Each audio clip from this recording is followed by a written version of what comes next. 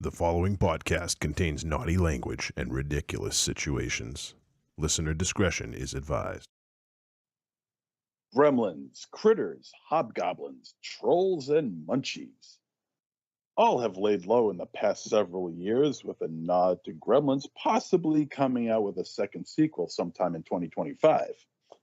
However, it looks though as if Ghoulies will be the franchise to reignite our favorite mini monster franchises, as the original director-writer Luca Bergovici, I knew I'd screw that up, and producer-writer Jeffrey Levy have obtained the rights again and plan on a trilogy for a new generation, quote unquote. There will be books and merchandise coming up with their own trilogy that is set to start shooting sometime late summer or early fall of this year. I love mini monsters, and I'm sure you do too, so I'm totally stoked for this, and I'm sure you are too.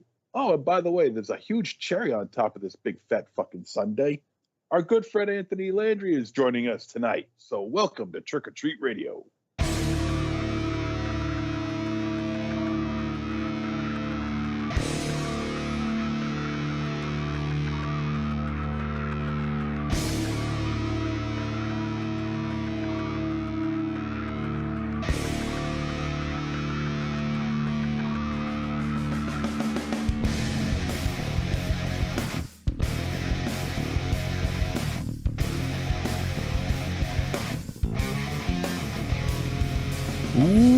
Welcome to episode 607 of Trick or Treat Radio.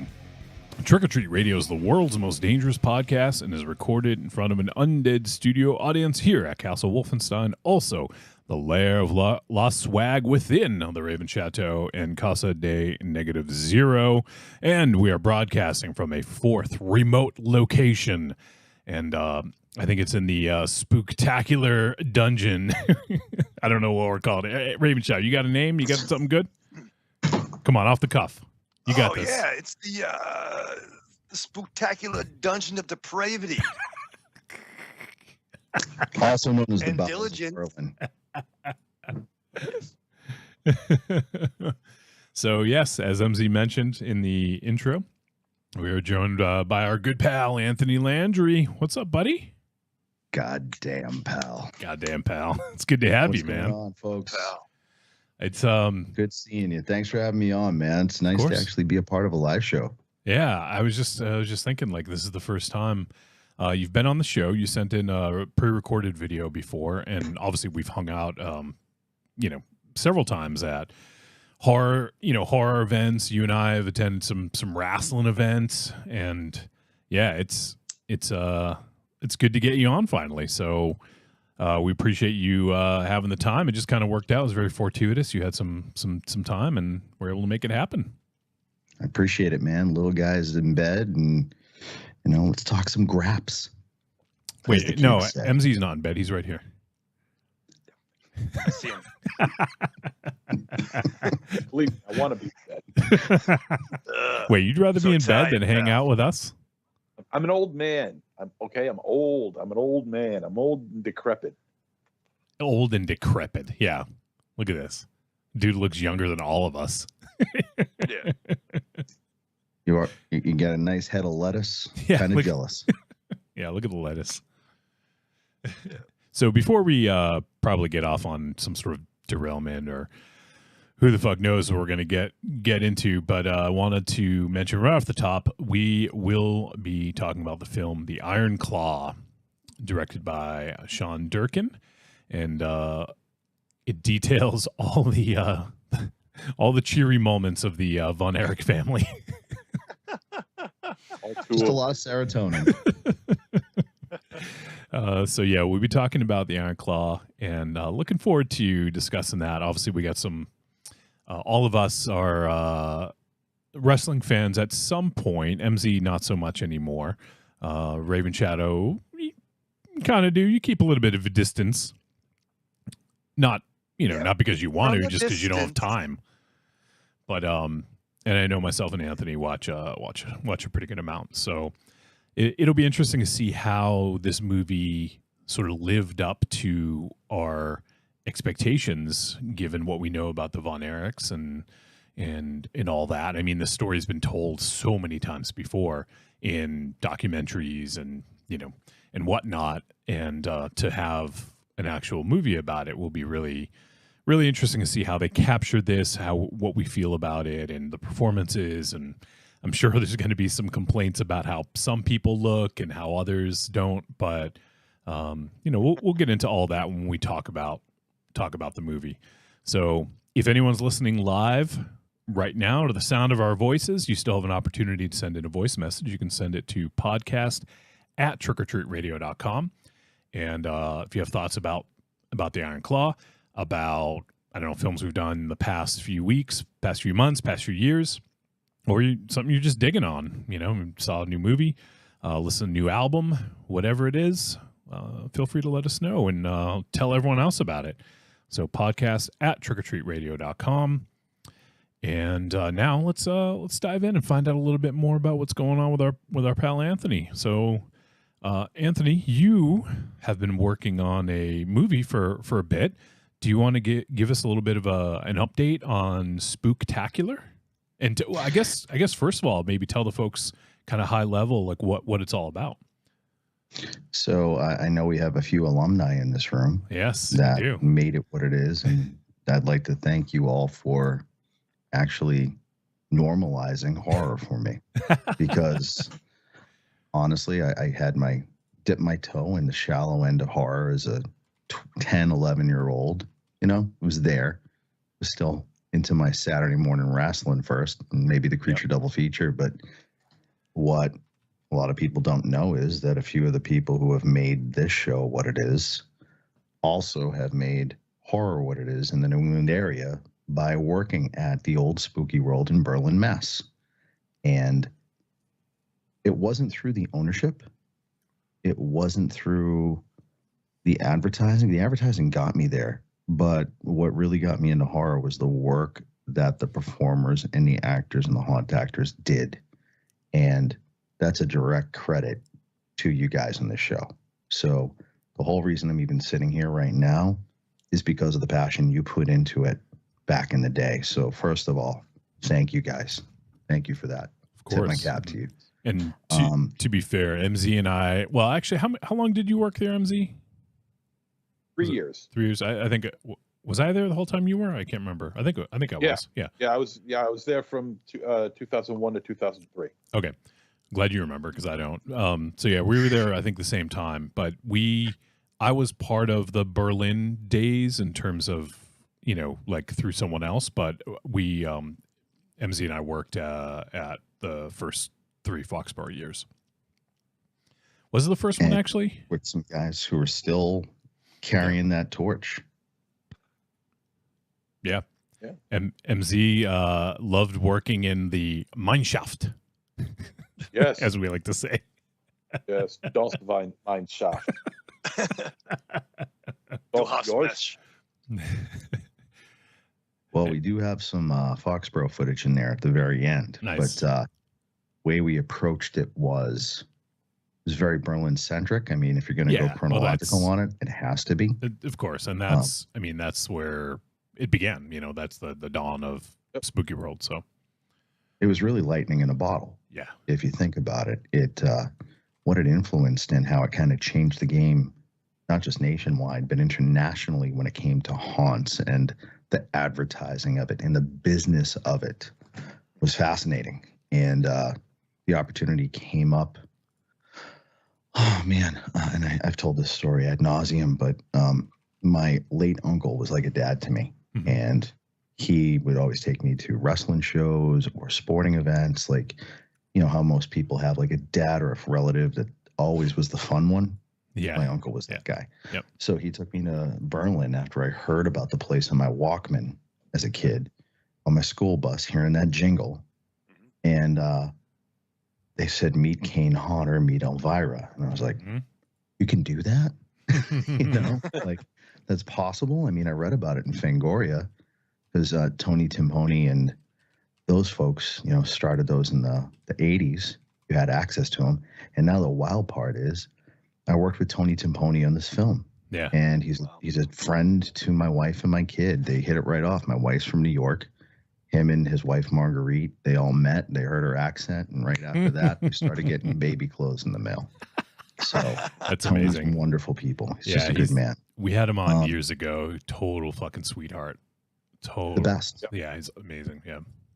As the day is long, like I know I can text Tony and he'll be like, "Hey, what's going on? What can I help you with?" Yeah. And he's been like that for his entire career. Yep.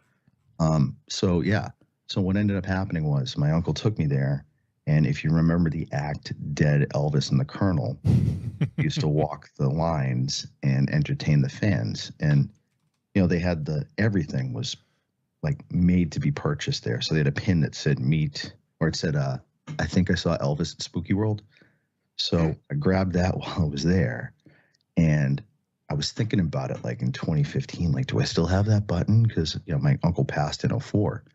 I looked for it, and the box that I used to travel around with from apartment to apartment or house had a hole in the bottom. I lost it.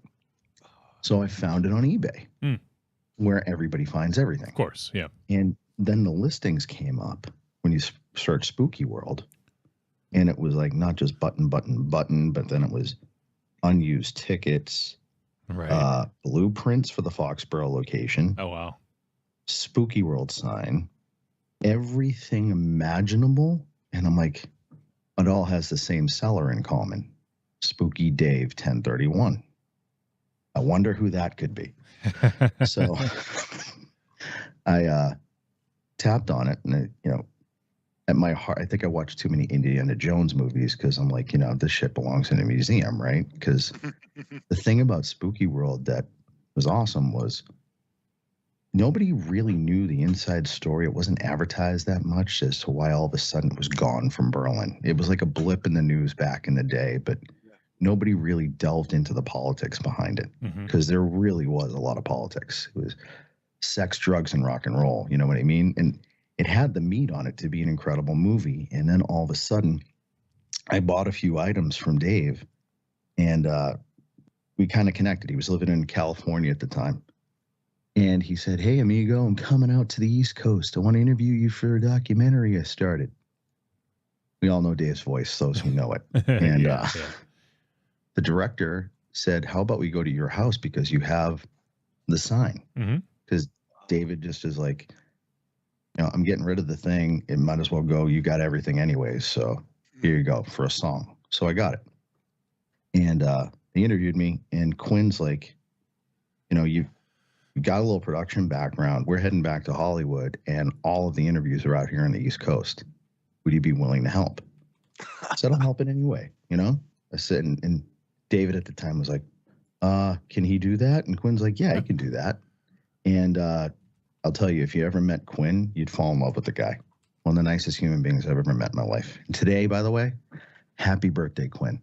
Nice. Happy birthday, pal. Today is his birthday, Pie Day. So the director of Spooktacular, good man. Happy birthday. Happy birthday, Quinn. So this was fall of 2019. I saw you guys at Rock and Shock, the last Rock and Shock.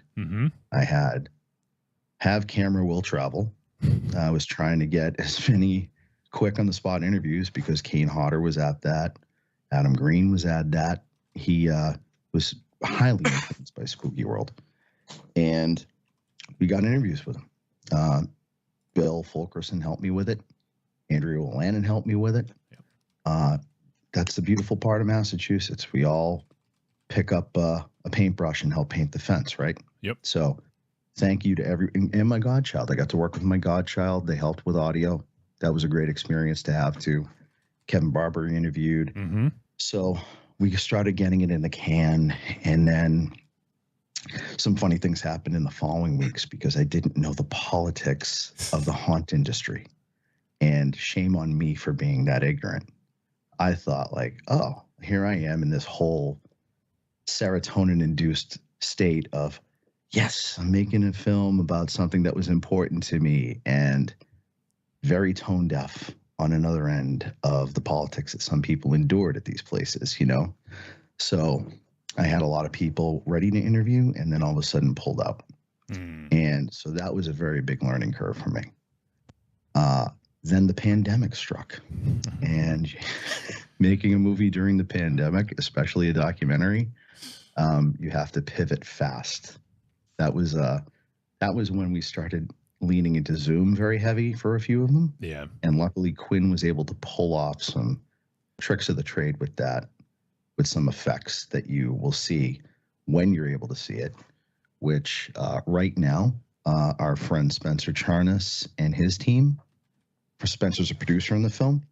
For those who don't know who he is, he's from Ice Nine Kills, the band. Mm-hmm. And he was influenced to get into horror from going to Spooky World. Yeah, no. And he reached Silver out to Scream us. now. It was a cold email about a year and a half ago. I checked the email for the film, and all of a sudden, it says from Spencer at INK. And I look at it. I knew the name. I didn't listen to music at the time, and I'm a little older, obviously, but I see it, and it's a resume from a guy who's opening up for Metallica. Yeah, that's so And funny. he's attached to yeah. I'm like, I know who you are, dude. And you know what? Here's the thing about him. Do you know how I know about Spencer? And I hadn't heard a song of his. A friend of mine lives in Las Vegas, and her son is autistic. And his favorite band was Ice Nine Kills. And they had backstage passes, I think, 4 years ago. He got to meet the band, go front row, and everything. And it was because of Spencer. He met everybody. So right then and there, I'm like, you know what? The guy's probably a decent human being. I didn't know how good he was until he reached out to me. I gave him a call. He still has a 617 phone number too. Nice. So I go, I called him up. He picks up, and I'm like, "You still got a 617 number?" He goes, "Fucking A, man. Yeah, I do." You know, like, all right, cool. So he does fly back and forth a lot from LA to here. Yeah. Because his family is still up here. And he drove down to my house. We all had dinner, his girlfriend, myself, and my wife, and then came back to the house and showed him a rough cut of the film. Mm-hmm. He's like, "How can I help?" I go, "Well, do you want to be part of the production team?" He's like, "Yeah, I'll help in any way I can." So then that night we put out a crude little video with him he brought his Jason mask that he got autographed at Spooky World. Nice. He was hiding behind it, pulled it off, and it's Spencer. And so from that point on, he utilized his $1 million marketing team to help signal boost our film. And huge, huge help, which brings us to where we are now in the sales process, where him and his people are helping us try to sell it right now. So my hope is, and look, I'm the only guy working on the film aside of Bill Taglia and a couple others that live here. So, of course, we want everyone who worked there or has a passion for Spooky World to see the film. Yeah. We're just waiting for the clearance to do it. That's all, plain and simple. So I know a lot of people like, it's never going to happen. Did it get filmed? I completely understand. There's no bigger advocate for you folks to be able to see it than me. And hopefully we're going to get you there soon. And there's another new wrinkle to this. The scripted series we had talked about, it's still happening. That's in pre-production. But there's also another thing that's just come up that's going to add to that as well. So there's a few layers to the spooktacular universe, as we call it. So ultimately, the number one thing is you folks need to see the documentary, the scripted series. I believe Spencer is attached to as well. Nice. So he's in for a role. So I can't wait for you folks to take that ride with us. It's a labor of love. And I really hope that we end up getting a physical media deal on this, because the amount of footage we have is off the charts. This was the cool part. So while making the film, anything that's made before this era of digitization, it's like being on an episode of American Pickers being like, am I going to be able to find X, Y, and Z? How many of the workers have passed away that may have footage? How many, like, everything's on camcorders back then. Yeah. You didn't have your cell phone. Right. So we started doing the interviews during the pandemic. Lo and behold, some incidents happened. One of the old people who worked there used to videotape on a camcorder all of their work at the park. He forgot he had done it until his mom passed away, and he found it in a box in the closet of her house. Shit. We got that. Nice. Like, there is footage that literally is sitting on a hard drive that I can't wait for you to see. because it's just raw. It'll bring you back into the moment. And the amount, we only had like 30 something interviews make it to the film, and we have over 110. Like, so we could make a docu-series out of this if need be. We made the 90-minute version to have certain beats in case somebody sees it and wants to make it into a docu-series. It'll be an easy transition. And I mean, ultimately, for a couple of the special effects, I got to use my own baby's cry in it. So I want everybody to see this damn thing. You know what I mean? That's amazing. Yeah, labor of love, completely. That's super cool. Well, we'll definitely keep updating folks about Spooktacular, because I know we're all excited to see it. So when when that is a possibility and it's available, we will definitely let folks know, and probably keep up tabs with Anthony and get some regular updates here and there. But yeah, if you grew up, I will say this. Oh, good. There's something coming up this fall that we may have been working on to facilitate people to see it. Nice. Read between the lines. Raven Shadow, what does that mean? Read between the lines. I gotta get close to the screen. I got medical problems. Is that what they tell you to do when you go to the eye doctor?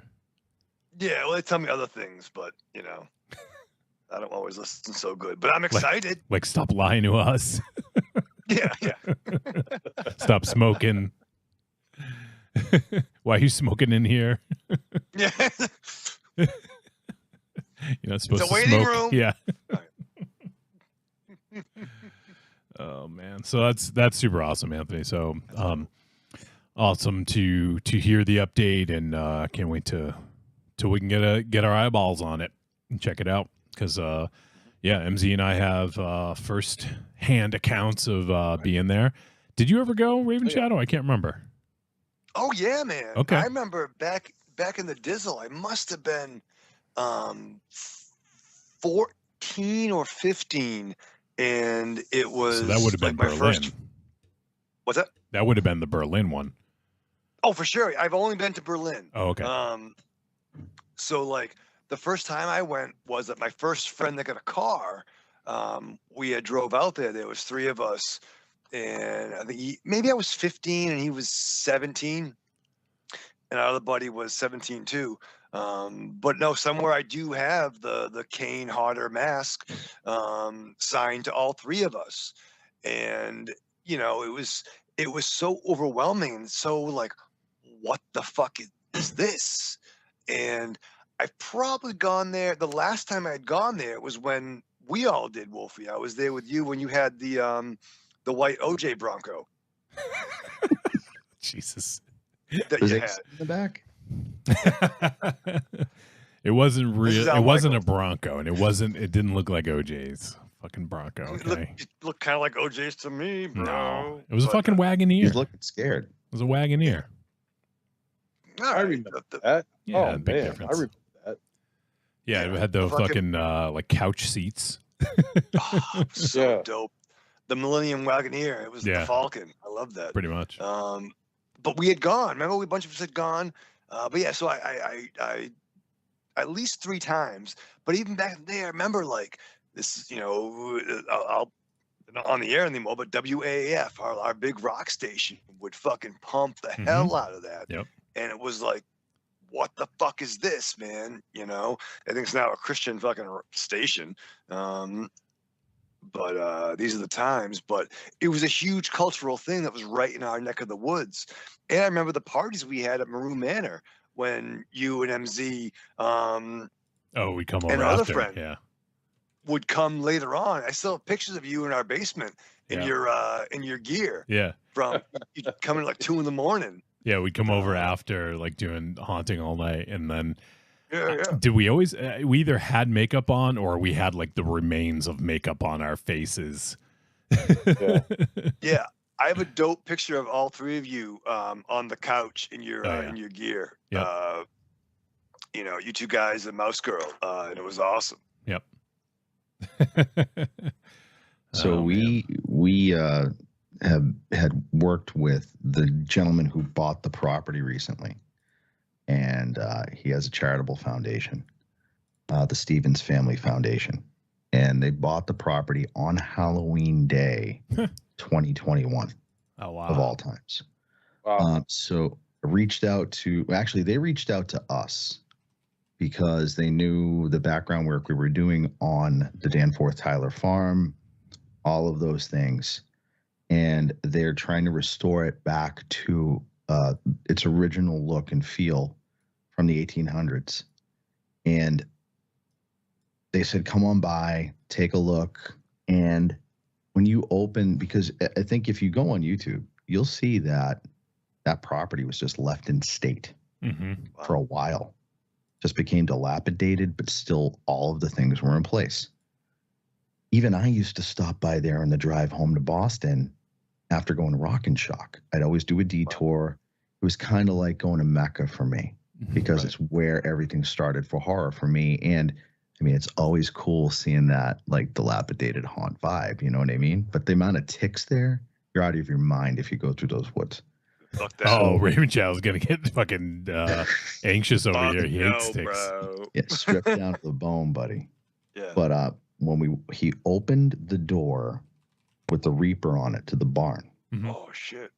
and it was used for storage by the previous owner. But if you looked up at the rafters, all of the price points on the merchandise were still there with the Spooky World logo, all of it. And Dr. Howell, the entrance into the Savini haunted house, the library was still intact. Oh, wow. That's cool. And all of the paintwork, everything in the rafters. And then when we actually interviewed the new owner, do you know how many signs from the original location were there? Mind-boggling, including the original spooky hayride sign that was on the top of the building was just left there. Wow. Oh, yeah. I'll send you guys the photos of it. It's just wild, just how much was left behind. That's and crazy. The makeup room that you all utilized, where Elvira, I think, did autographs at one point down in that lower part. They redid all the Mason work, but to go in there and just know the amount of, like, when we did the interviews and we found how many people were getting their makeup done in that area, it was mind-boggling when I stepped into it because of how small it was. Wow. Like everybody was crawling all over each other doing their makeup inside of there. It was crazy. Jesus. Yeah, you remember it, Jesse? You remember that little barn area? Yeah. But yeah, and then Kane, and then to be sitting at dinner with Kane Hodder in California, It's sitting surreal, across from for sure. the guy who, when I heard his voice on the commercial, my wife is pregnant next to me. And then Marguerite Timpone whispers to him, give them a toast. The baby's coming. We didn't know. And he's like, hey, here's to your kid. And Kane's a good name for a boy. Oh, And I'm just you like, posted that, right? yeah. It's like, I mean, it was a labor of love. And to literally see that happen, it's just too funny to me because when Kane came up to the room we're going back to 2019 now at Rock and Shock. So we all know Kane is a character in and of himself. He's a wise ass. He plays the tough guy all the time. So he goes to the hotel room. Adam's already in the chair to be interviewed. Kane walks in the room, and there's 2 queen beds in the room. On the one closest to the door, I had a bunch of Spooky World memorabilia to try to evoke some memories for them before they got in the chair. One of them is one of the things I have that I love the most is the original artist renderings of the original sign above Spooky World that wasn't the Reaper, but it was Jason's mask. So I have that original artwork. He comes in the room. He pounds on the door, first of all. He comes in the room. With a machete. Yeah. And he sees Adam in the chair, and he's like, oh, this fucking guy. And just joking, of course. And then he looks at the bed, and his entire demeanor changed like that. And he's like, are you kidding me? Where'd you get this?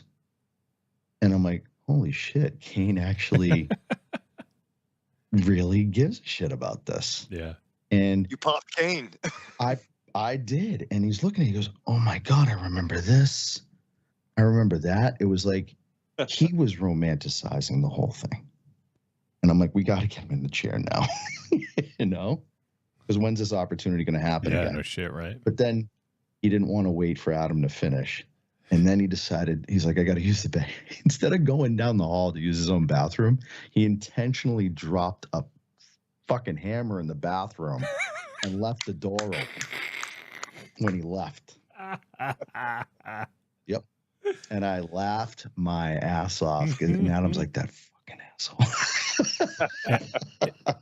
Adam Green? Yeah, Adam Green. Okay, yeah. He was literally, so in the first teaser trailer, you see the clipboard clap that we had. Mm-hmm. You hear Andrea's voice. And I said, Spooky World Doc, take one. That is the very first interview that we did for the doc. Adam was the first one. Nice. And then everything improved after that because we didn't do it in a hotel and had better lighting. Yeah, yeah. It's definitely cool stories. Kane dropping a fucking hammer and leaving the door open. I'm like, that's how you do it, man. That's a rib. Oh shit, that's fucking funny.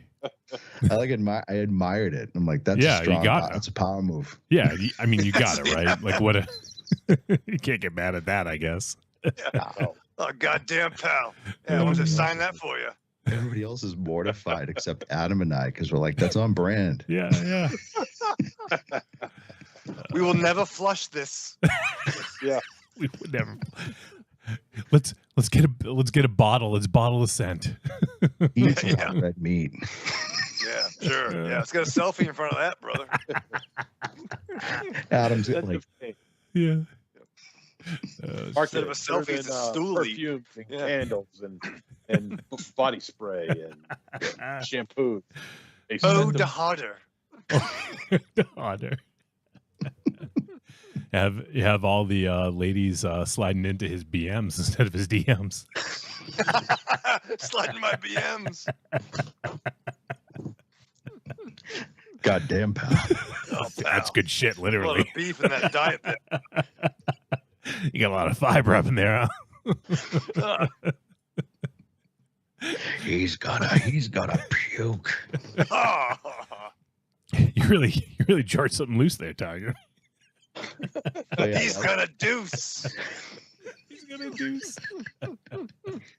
But yeah, honestly, at the end of the day, Kane's a mark for Spooky World. Yeah. And we got some really good interviews with him. And I'm telling you, there's a lot of meat left on that bone too, because I think that when this comes out, it's going to bring back a lot of memories and people saying, "Hey, wait a minute, there's this." Mm-hmm. Actually, Bruce David Millett has been a sweetheart of a man. Fucking love that dude. And you know what? You were the first one who mentioned that I needed to talk to him. Oh yeah, he's the fucking man. Yeah. Yeah. Him and I have been. Bruce has been there since day one. Yep. He is amazing. Yep. And him and I have connected. We've actually met a few times over the past couple months. Yep. And he because like I said, I watch too many Indiana Jones movies and I kind of say things belong in a museum. So I want to make sure the integrity of the Spooky World stuff is under one roof. Yeah. So I actually got from him his original IDs. Oh, nice. And some of the original trail dummies used that he held on to. So I just got those, and I also got the night of Tiny Tim's wedding, the shirt that was autographed to Bruce from Tiny Tim. Wow. Yeah. So we got all remember that stuff. I hope you can. Yeah, that was heavily featured in our film too. Tiny Tim has a very heavy presence in it. Nice. Yeah, I was there for that. That was pretty wild. Was Bill Maher as much of a nice guy as everybody thought? Huh? So Bill Maher was the guy from the Tonight Show that was there doing the whole remote for the Jay Leno show. What? Yeah, Bill Maher was the guy they sent out, and he was everybody knows Corey Turingi. To quote Corey, Bill Maher was a fucking dick Wow. to everyone. You don't say. Really? Yep. Can't imagine that. Who would have thunk it? Yeah. But yeah, I like Bill Maher. Oh, I'd like him I too, like but me too. I can Yeah. see that. Yeah. But he showed up there and he did his Bill Maher thing at Spooky World, and yeah, that's very heavily covered. The local commercials, the confetti that we used for Dunkin' Donuts, $1 off coupons for Spooky World, the Pepsi cans that had Yeah, Spooky bro. World on Yeah, them, yeah. all of it's in there. Because honestly, the marketing behind it was just amazing. That was a machine. Yeah. And speaking Yeah. of crossing over, I actually forgot have all about that. I have a WWF contract here that they sent to David Bertolino for pricing points of how much it would cost the wrestlers to appear. Really? Oh, Mhm. wow. Yep. Didn't some appear though? Because Oh I'm yeah, pretty sure when it like went to Kane. Foxborough. Yeah, Yeah. Hardy's, Lita. We have footage right. of Gold Dust. Yeah. I know Mick was there. Yes. Mick was it, yeah. I'm trying to remember who And else. Yeah, that was before my time, I think. Do you remember when ICP showed up? Oh, Yes. do I ever? Yeah, I found them. I found them drunk in the in between buildings, and they were supposed to be in the clown house.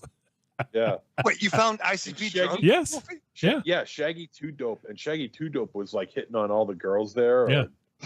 Yeah, they were supposed to be in the clown house. Obviously, they're fucking clowns. They're supposed to be in the clown house, and then people were like, where the fuck is ICP? Like, where are they?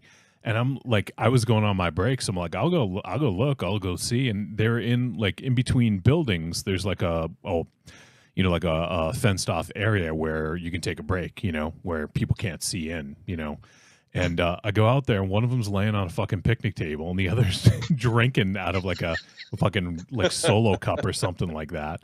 And they were fucking hammered. And I'm like, Yeah. I think you guys are supposed to be in there.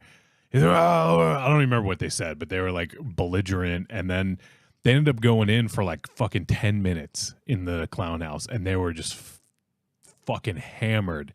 And I think one of them was laying down in like the clown car or something like that. And they weren't even scaring people. They just were like, "Well, yeah, motherfucking shit." Yeah. It Who was thought that this was going to work? Why did they think this was going to work? It's It fucking wasn't going ridiculous. to work. They should know. I know. Make it rain. I know. But still. Yeah, I mean, as soon as you got the money, you're good. But goddamn, I mean, We got your money. Hey. yeah, right. But goddamn, I was in the back with them. And they were just chatting away. Pretty much minding their own business. But they were chatting away to a couple of people, and I was kind of surprised when I saw them. I'm like, they're a lot bigger than I imagined. I mean, these two are big people. I couldn't believe it. But That was yeah, the highest Shags. attendance in Spooky World history that night. Yeah, The gate on that, I'm not David surprised. showed us the gate on that, and it was out of control.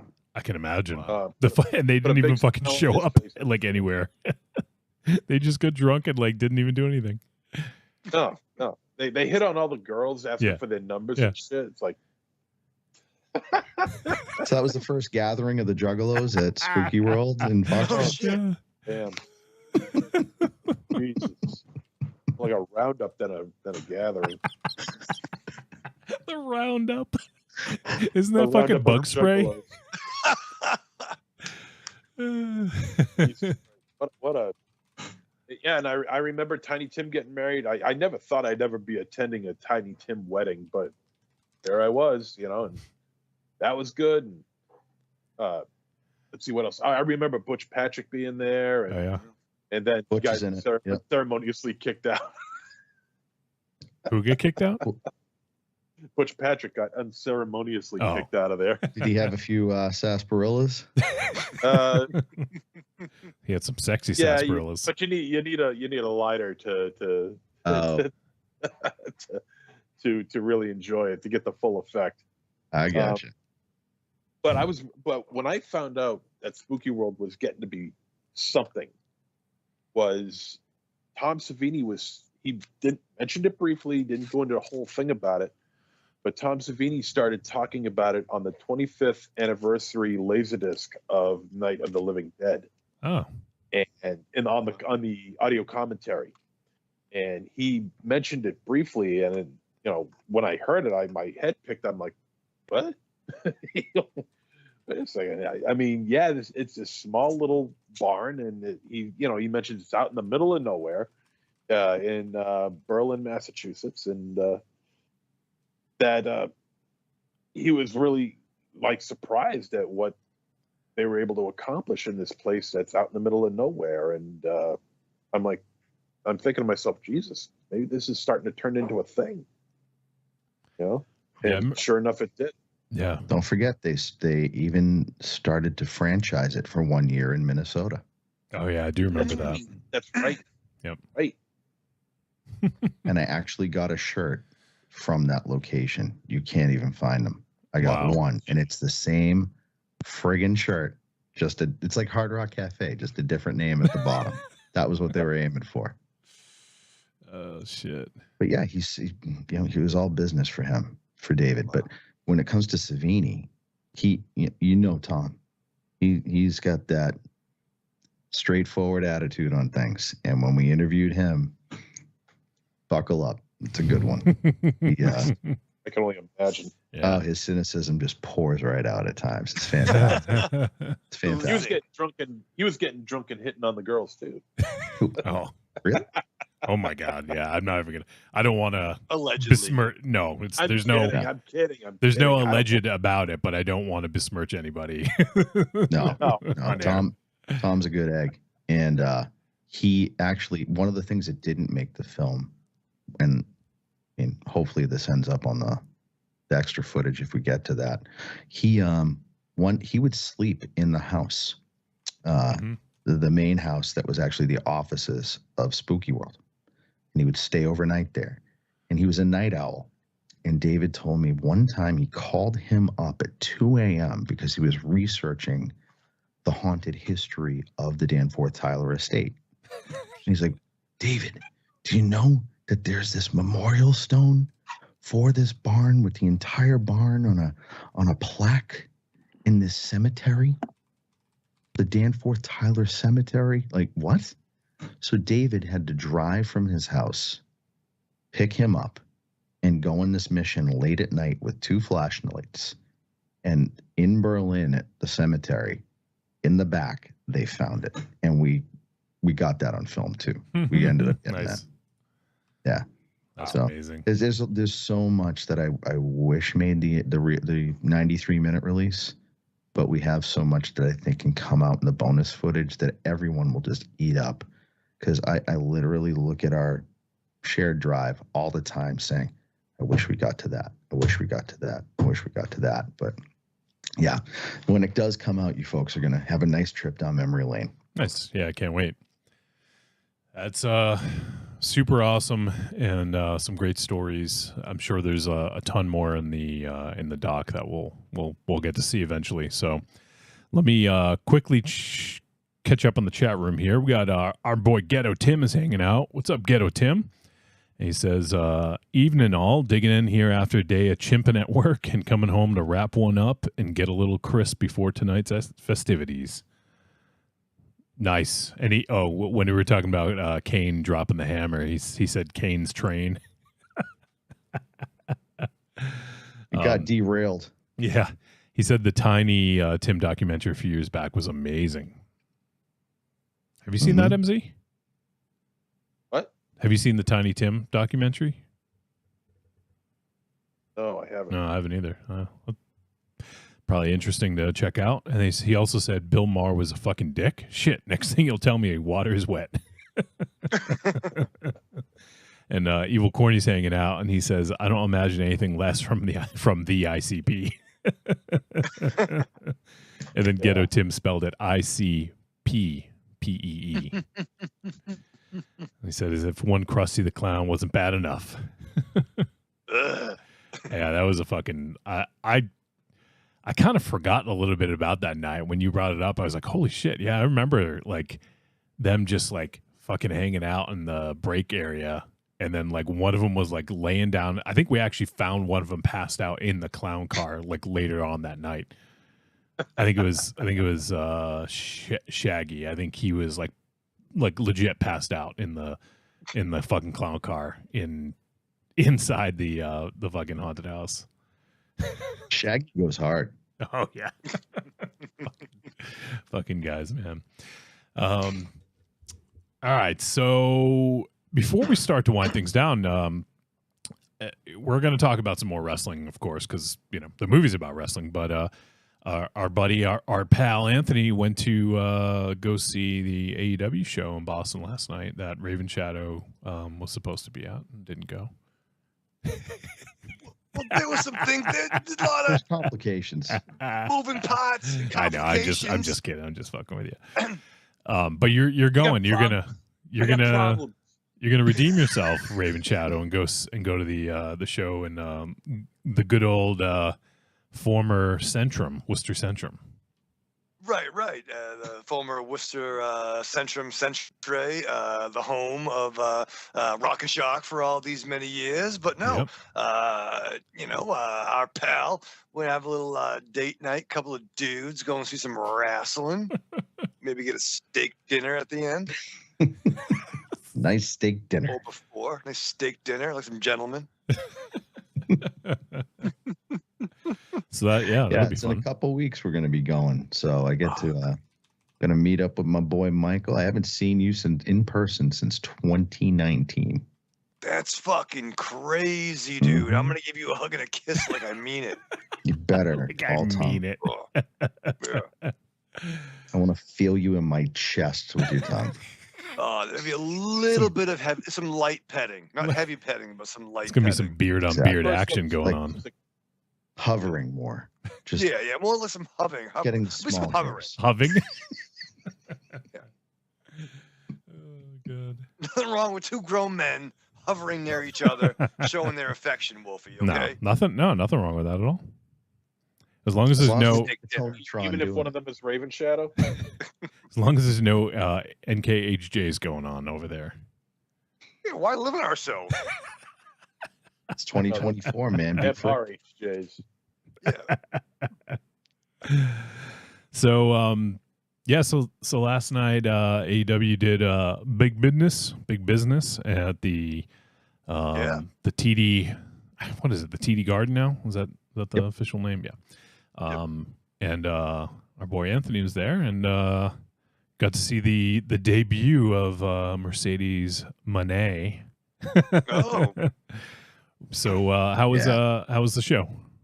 It was good. Yeah. It was really good. And I mean, it's obviously the people that make it good. So our boy OTC Bill was there Yeah.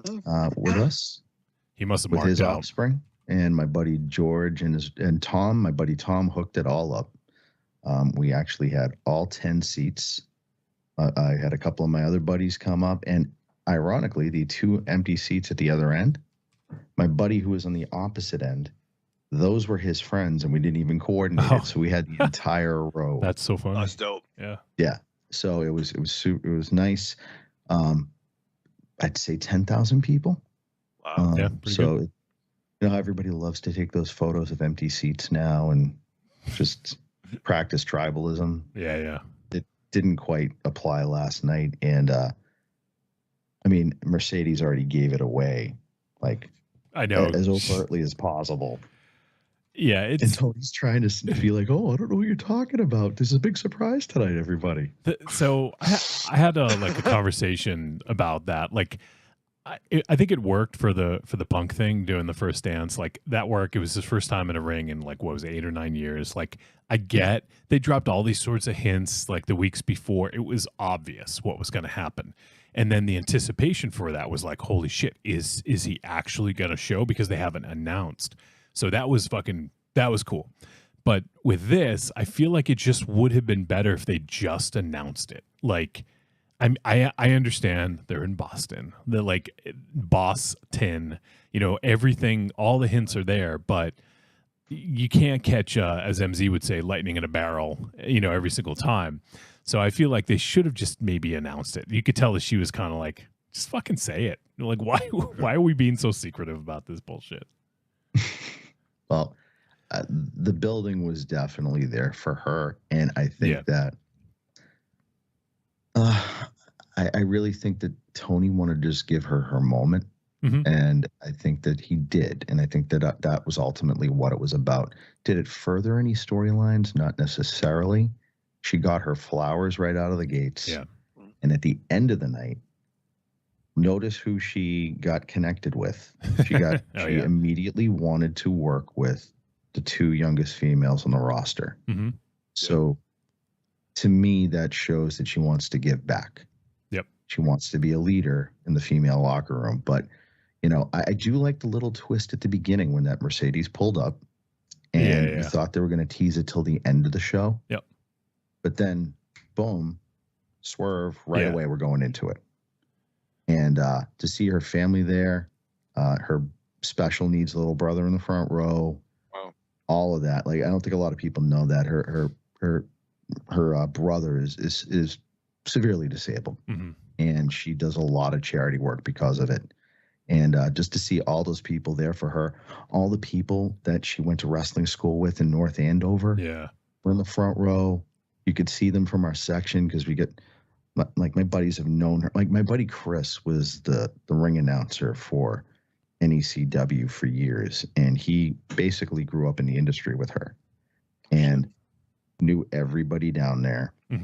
And it was a really nice moment for her. I think that if you silo that moment and take it out of the context of the show, which I know the show is not built for that moment, it's built to further storylines and wrestling. I appreciated what they did for her. Yeah. I just want to ask, is your buddy Chris, does he do Beyond Wrestling and all the other events now? Not anymore. Okay.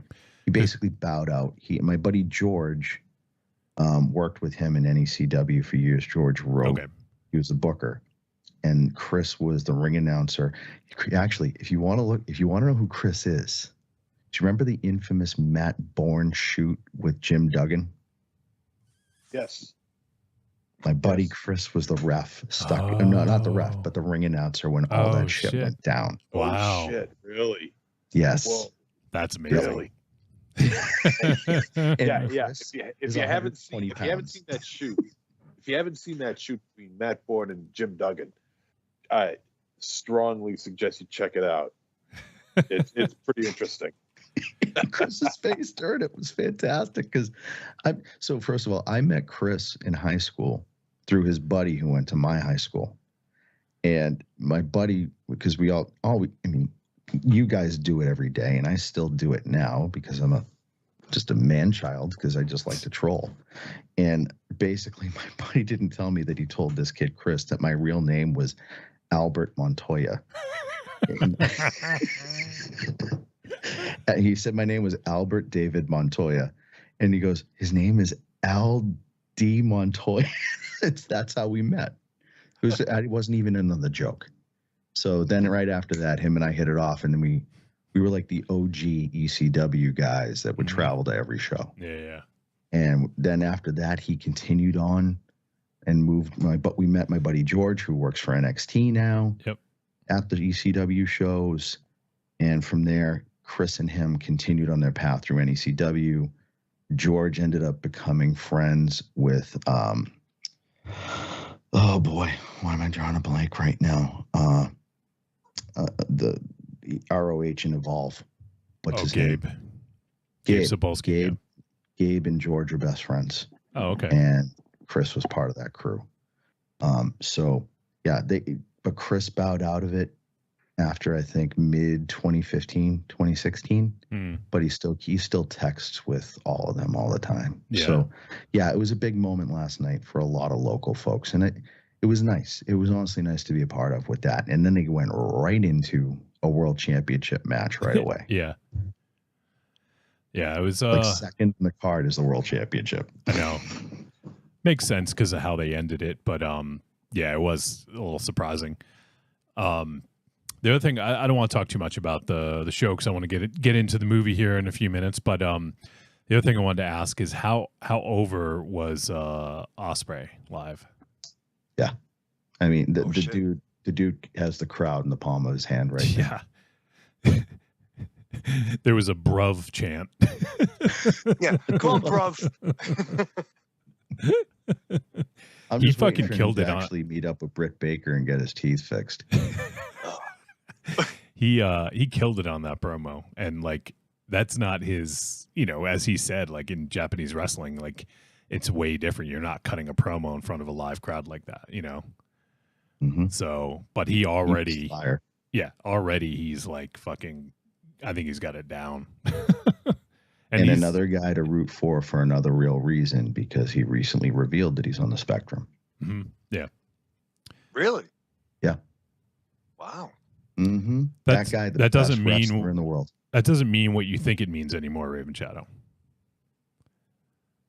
What, he doesn't have the cable like we have? No, that's not what it means. Jesus Christ. The Kane Hodder cable. Yeah. Now we have China, but we used to have Spectrum. That was our cable provider. No, good for him. No, he's cool. I like him. He's fucking about talent.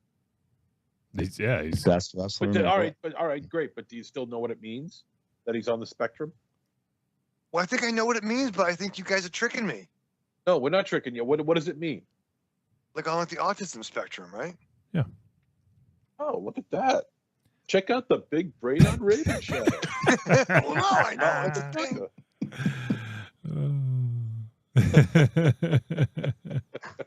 Good for him. Good for you. Good for you. We're all winners here, baby. Yeah, We're all everyone's a champions. winner. Come on now. A winner is you, Raven Shadow. Thank you. And you know who else is very over? This young Japanese wrestler named Kazuchika Okada. Oh yeah, it's going to be hard for him to be a heel. They're figuring out a way to pull it off. That was actually very amusing last night. His promo when he made the dude I forget his name, Alex Marvez sing happy birthday. It was fucking amazing.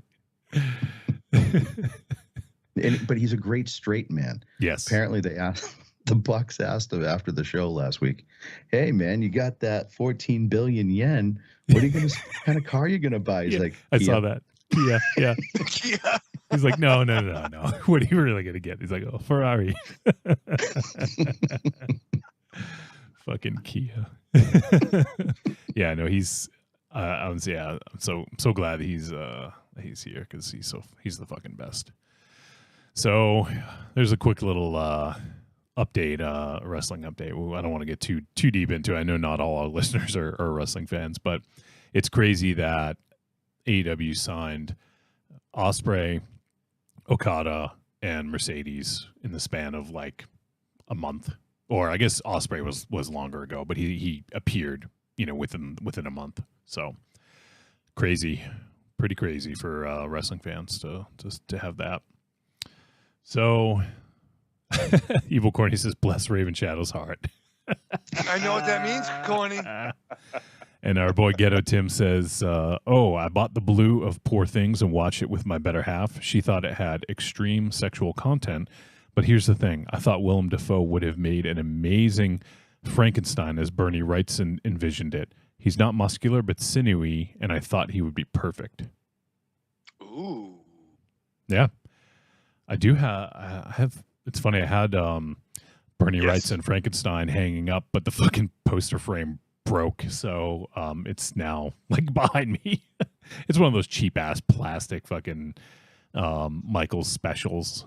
Just like nothing happened to it. It just like gravity just fucking destroyed it.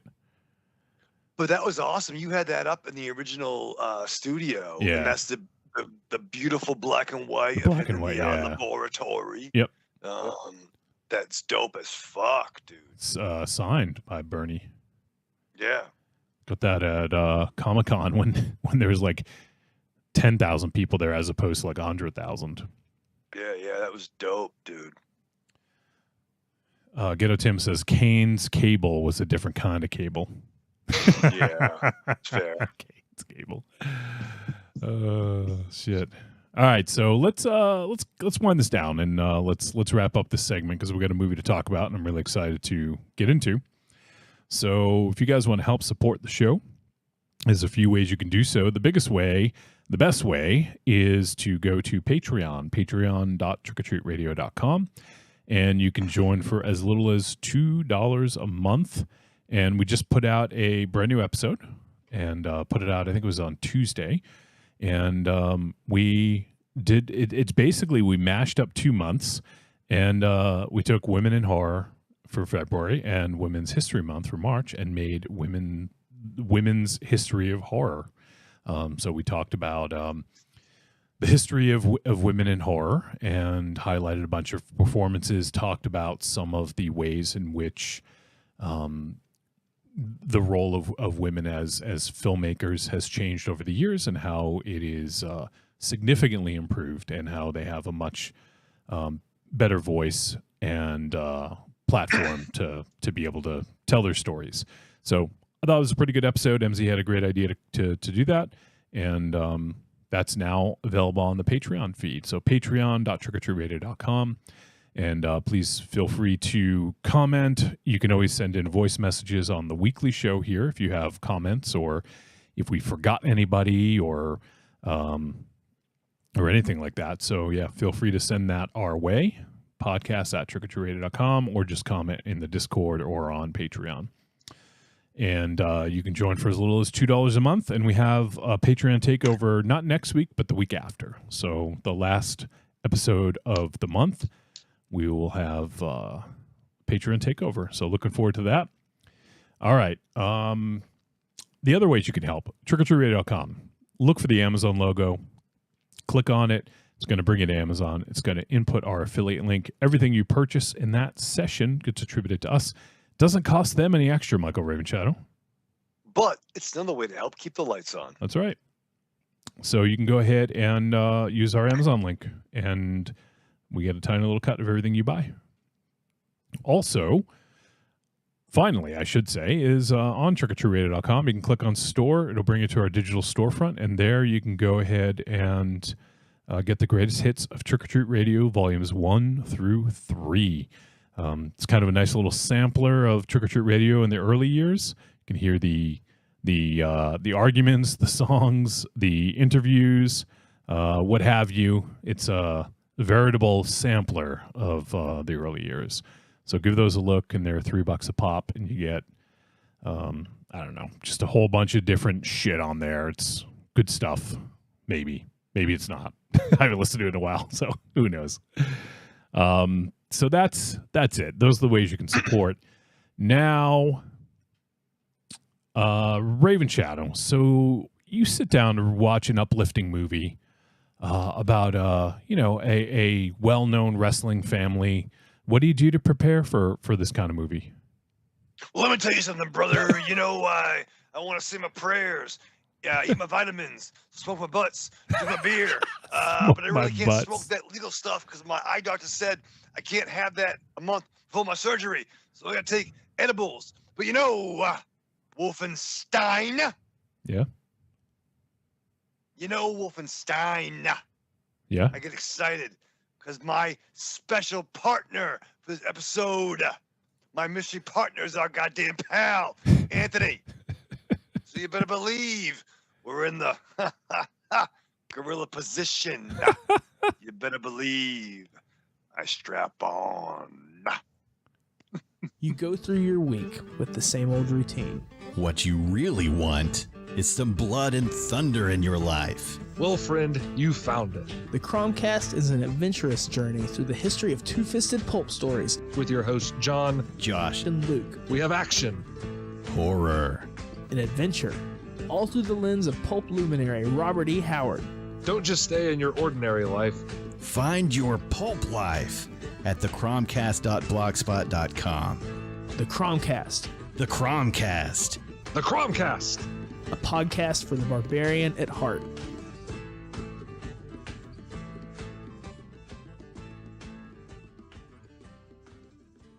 I'm Alex West. And I'm Andrea Subasati, and we're from the Faculty of Horror podcast. And you're listening to Trick or Treat Radio. Greetings! We are the Retro Reductopus Cephala Podcast, the bi-weekly show that celebrates all the things that made growing up awesome. He's right. We wax philosophic about lots of geeky crap like old video games and movies, toys, cartoons. I don't know, help me out here. Music. Pants. Quoting video games that don't have dialogues. Shabibans. Tasty news. Unnecessarily long Japanese onomatopoeia. Butt breathers. Uncomfortable nature facts. Or how to install a thermoplanche. And unlike all those other podcasts, we at Retro Redoctopus have an exciting rotating host schedule. Do we? We sure do. So, if you didn't like the guy flapping his gums this week, Like me. worry not, gentle listener. Next week we'll have a whole new host. Of problems. Hey, they might still suck, but they'll suck differently. And you know what's really cool? Retro Redoctopus is part of the Inebriard Podcast Network, with new episodes out every Tentacle Tuesday. Which is like every other Tuesday. We named it. Anyways, you can listen to us at iTunes, Google Play, Spotify. I could be Stitcher, standing or outside a Stitcher woman's prison in a fistful of 50s and a bouquet of dildos, and no woman would come near me. Do you say a bouquet of dildos?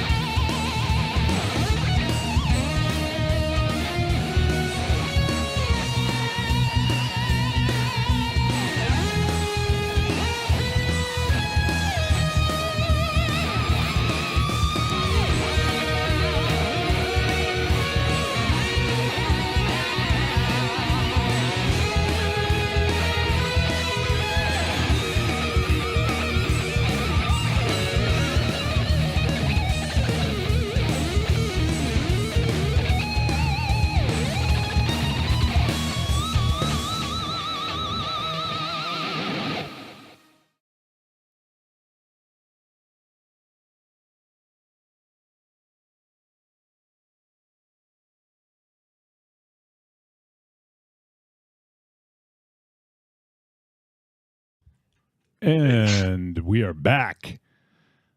Just a little bit of dead air. I had to run, get some snacks and drink. Got to make a Scooby snacks. I don't think it's the same snack that you would have, Raven Shadow. No. What are you snacking I'm on? about to tell you something, brother. Tell you something, brother. Oh, shit. So, wow, MZ's the last one back. Yeah. Look at that, huh? It's always surprising. Probably at the gimmick table. That was one of the running jokes last night. Was it? When the Wardlow match was going on. Lots of gimmicks in that. There were times we had a certain there was some wrestlers like the Sandman's entrance would equal like smoke break. I'm like, oh shit, all right, let's go. You know. Not at first. Did you play Enter Sandman 3 times during that entrance? How many cigarettes does that translate to? At least 2. Raven Shadow's like his like measurement of time is how many cigarettes he can have. It's not minutes. It's how many cigarettes. It's like parsecs in Star Wars. He's got it down to like 6 minutes per cigarette. So if he says he's going to be back in, say, 20 minutes, that's 3.5 cigarettes gone. You know, my biggest issue when I quit smoking was the fact that I was giving my employer more work. See? So, Raven Chat, what is 1 cigarette equal? Is MZ 5 right? minutes. It is? No, almost right. Yeah, it's 2 and 10 minutes. 2 and 10 minutes, huh? Yeah. For a 10-minute break. Do you just like you light one up, you finish it, you put it out, and then you just immediately light another one up? No, he chain smokes it. He lights it up with the last with the head. What they used to call it? What was the nickname when you used to take the cherry from the other one and just light it continuously? Side light, I believe. Sidelight. I like the sidelight. I like the cancer. All the tar in my lungs. All my liver is brown. Oh god. Oh man, when I'm gone, these will be less funny. Yeah, we won't laugh as much. Yeah, This will be in the in as memoriam. much. We just put an episode together of all the times we talked about you smoking. That's true. God. That's my memorial episode is like, I'm fucking fine. I'll live forever. We- And then, like, We went from like having like interventions to basically just joking about it now because it's like, well, Yeah. whatever. Yeah. I mean, it's not going to do anything. But the realism, the realism of this whole thing is that Raven Shadow is going to outlive all of us. Yep. And we've accepted that. He might He's have a gonna fucking outlive all- iron lung, but you know, there will be a nuclear holocaust. There'll be nothing left but cockroaches and Raven Shadow. cockroaches and raven shadows. Actually, that guy in the iron lung just died a couple days ago. So Raven Oh, Shadow, did? you're happy to move in whenever you're ready. oh, is a vacancy? Yeah, I they're hear not rent's using it cheap. anymore. Yeah, I'm on the list now. A donate, Did the they donor move list. that iron lung to New York, and now they're charging $3,500 a month for it? That's a spacious fucking apartment, pal. Yeah. Yeah, I'd be like fucking Captain Pike from Star Trek. It'd be awesome. Oh man! All right, well let's dive in. Let's talk about a movie here. We're going to talk about The Iron Claw, and this movie from 2023 is rated R, 2 hours 12 minutes. It is a biography drama sports movie, according to IMDb. It is written and directed by Sean Durkin, and the film stars Zac Efron as Kevin Von Erich, Jeremy Allen White as Kerry Von Erich, Harris Dickinson as David Von Erich. We have Holt McElhenney. Is that how you say it? McElhenney? As Fritz Von Erich. And Stanley Simons as Mike Von Erich. And also, I was surprised to see, not surprised, but nice to see Maura Tierney as Doris Von Erich. yeah. I grew up with her brother. Really? Really? They're from Hyde Park. Oh, nice. And I went to grade school with Joe, her little brother, and she used to stop by school every so often. No shit. Look at Yeah. that. Small world. Yeah, that's Good crazy. family. So her dad ran for mayor of Boston back in 1988. Really? Wow. Yeah. Mm-hmm. Shit. She's great. I popped when I'm like, oh shit, that's fucking, her. That's fucking her. That's her. Oh wow. Oh shit. Let's see. This Did I thing miss? feels like a mug. I miss anybody? I mean, that's the main cast. I mean, we have appearances from Chavo Guerrero Jr. as the Sheik, which I didn't even notice him in the movie, to be honest. I didn't either. Yeah. Wow. I knew he was in it. Yeah. Now that you're saying that, I knew that he was in it, but I didn't see him. Yeah. Wow. We also have Kazi Lewis Saragino as Bruiser Brody. And I think if I'm not mistaken, I know he's been in some films, but I think he was a wrestler back in the day. He was in like It's Always Sunny. He played a character named Tiny. He was in Grimm. So he's been in a bunch of stuff. I'm trying to remember if he's the guy I'm thinking of that was in some sort of wrestling. Oh, Raven Chow, you like that show Animal Kingdom, right? Yeah. It says he's in it, but it says scenes deleted. So I guess he was on the cutting room floor of that. So never mind. Along with MJF. Did you catch MJF in the Iron Claw? I thought he was cut. No, he was in it. He's in it. I noticed him. It's if you weren't paying attention, and I'm not even like saying like, I'm not calling you out. I'm just saying like literally you could blink and miss him. Oh. He's in that scene when I won't say what happens yet, but a lot of bad stuff has happened, and Kevin's tag teaming with somebody, and he's just standing on the apron trying to get a tag. Oh, okay. And then No that's context given. no Right. context, didn't even mention Lance Von Erich, like no mention about. So even if you know the story, it's unlikely you would even know that that was supposed to be Lance Von Erich, which that's a whole fucking thing in itself. But yeah, you could see MJF had a really bad wig on, and you could tell he had the MJF body. You know, like it was pretty clear if you were looking for him. But it also had the Hollywood hunk Ryan Nemeth as Gino Hernandez. CM Punk's favorite wrestler. Yeah. He got featured a little bit more prominently. He probably had the most prominent role of any wrestler, I think. And I will say, I don't know who Kevin Anton is, but he played Harley Race, and I thought, fuck, like he was Harley Race. Yeah. He was fucking embodied, Harley Race. He was, with the fro and somewhat out of shape. The only thing, but I did notice that the only thing that they weren't exactly up on details, unless I missed it, but I didn't see any forearm tattoo. Oh, you might be right. I didn't notice. Because I was looking for that. But his Harley was great. I mean, when he came on, I was watching this with my girlfriend Marion, who's not a wrestling fan. She's super dope into all the pop culture. But I'm like, that guy who he's playing is considered one of the two toughest guys in wrestling. Like, he's the guy that made, like, him and Haiku. Tonga. Not Haiku. Like I wish they had a moment where he had the Kevin Nash story where he has a cigarette where he's like, I told that motherfucker, The pool game story about Harley is legendary. Yeah. Yep. Yeah, so I was super impressed with Kevin Anton as Harley Race. He looked the part. Like, that was great casting. And that was highlighted by some bad casting later on. We'll get to it. We'll get to it. Oh boy. Yeah. Oofda. But some rough casting. Yeah.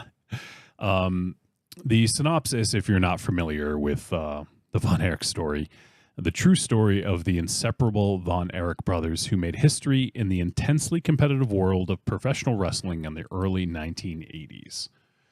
So I'm actually not familiar with Sean Durkin. I think this was his second or maybe third feature. Let me just double check on that. He's done some TV. He did a few episodes of the Dead Ringers series from last year. And let's see. Yeah, he did a bunch of shorts. He did something called South Cliff, was a TV miniseries, 4 episodes. And he's done Come on down to South Cliff, meet some friends of mine. He's done 2 other films. He did Martha Marcy May Marlene from 2011. Not familiar. Yes. But he also did The Nest from 2020. And he followed up with this.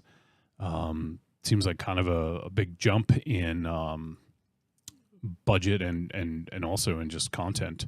So, but yeah, Sean Durkin was the director and writer of this. And all right, let's see here. So we'll jump into first impressions. And Anthony, I know you saw this in the theater, so I know you saw this before any of us. So I want to kick it over to you first. You being a big wrestling fan, Von Erich fan, knowing the story,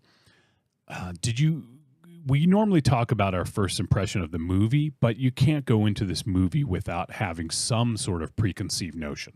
So what was the preconceived notion versus sort of what you got while you were watching the movie? I had to realize that there were going to be liberties taken with this.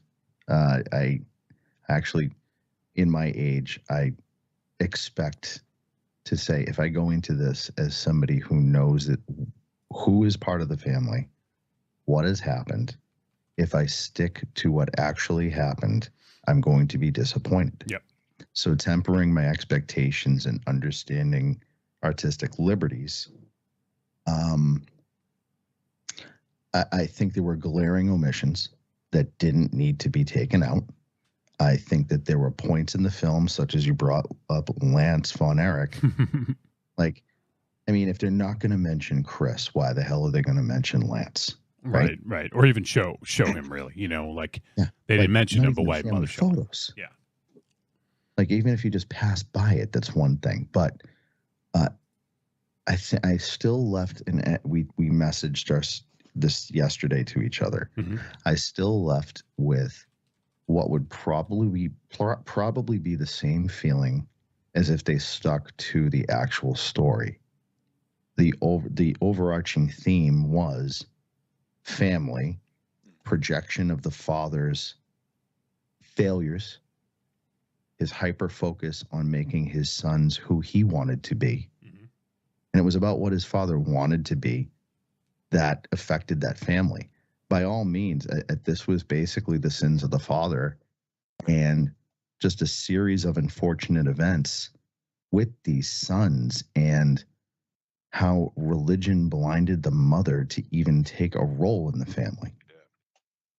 And I think Mora really captured that, being raised a Catholic up here, knowing how we're not too far separated from those generations. That's literally the generation before us, where a lot of people would just say, trust in the church, trust in God, right? But to me, that's absent parenting. And she let her husband steamroll through that family. Oh, yeah. And those boys paid the price for that. And I think at the end of the film, that was conveyed. And while there were liberties taken, and I am bothered in a way by that, I still left the film with the feeling that I would have had, which is that last scene. We'll get to it. But that stuck with me, especially now that I'm a dad. Oh, yeah, I imagine. You know, and I'm an only child. So I can only Me too, imagine. Brother. Yeah. So again, there's scenarios in life that I can only imagine the hell that they went through, especially with Kevin being the last one remaining. So we'll go through the film, but I think that the overall tone and feeling was conveyed. Yeah. How about you, MC? I know you know a pretty good amount about the story as well, about the Von Erich. So what sort of your expectation versus sort of your impression after seeing it? Yeah, of course, if you got to know something about the Von Erichs, and I think, it's high rating that it's been getting. It's getting a lot of praise, a lot of awards, and this and that, and I think it's due to a lot of people who don't know that much about wrestling, and especially about the Von Erichs, and they just see it as a very well-made movie. But to wrestling fans such as ourselves, and I don't know about you, Raven Shadow or Wolfie for that matter, if you know anything about the story of the Von Erichs. I mean, after this movie, yeah, you do, but before then. I did, yeah. Okay. The tragedies that this family went through was just crazy. So whether or not this film captured that, that's up for us to decide. But I feel that the high rankings and the awards that this movie is getting is due to people not knowing who the Von Erichs are, because I agree a lot with what our esteemed guest has just said. There's really not much more to add to it, to be perfectly honest with you. He nailed it right on the goddamn head. Mm-hmm. It's a very oddly structured movie, in the sense that it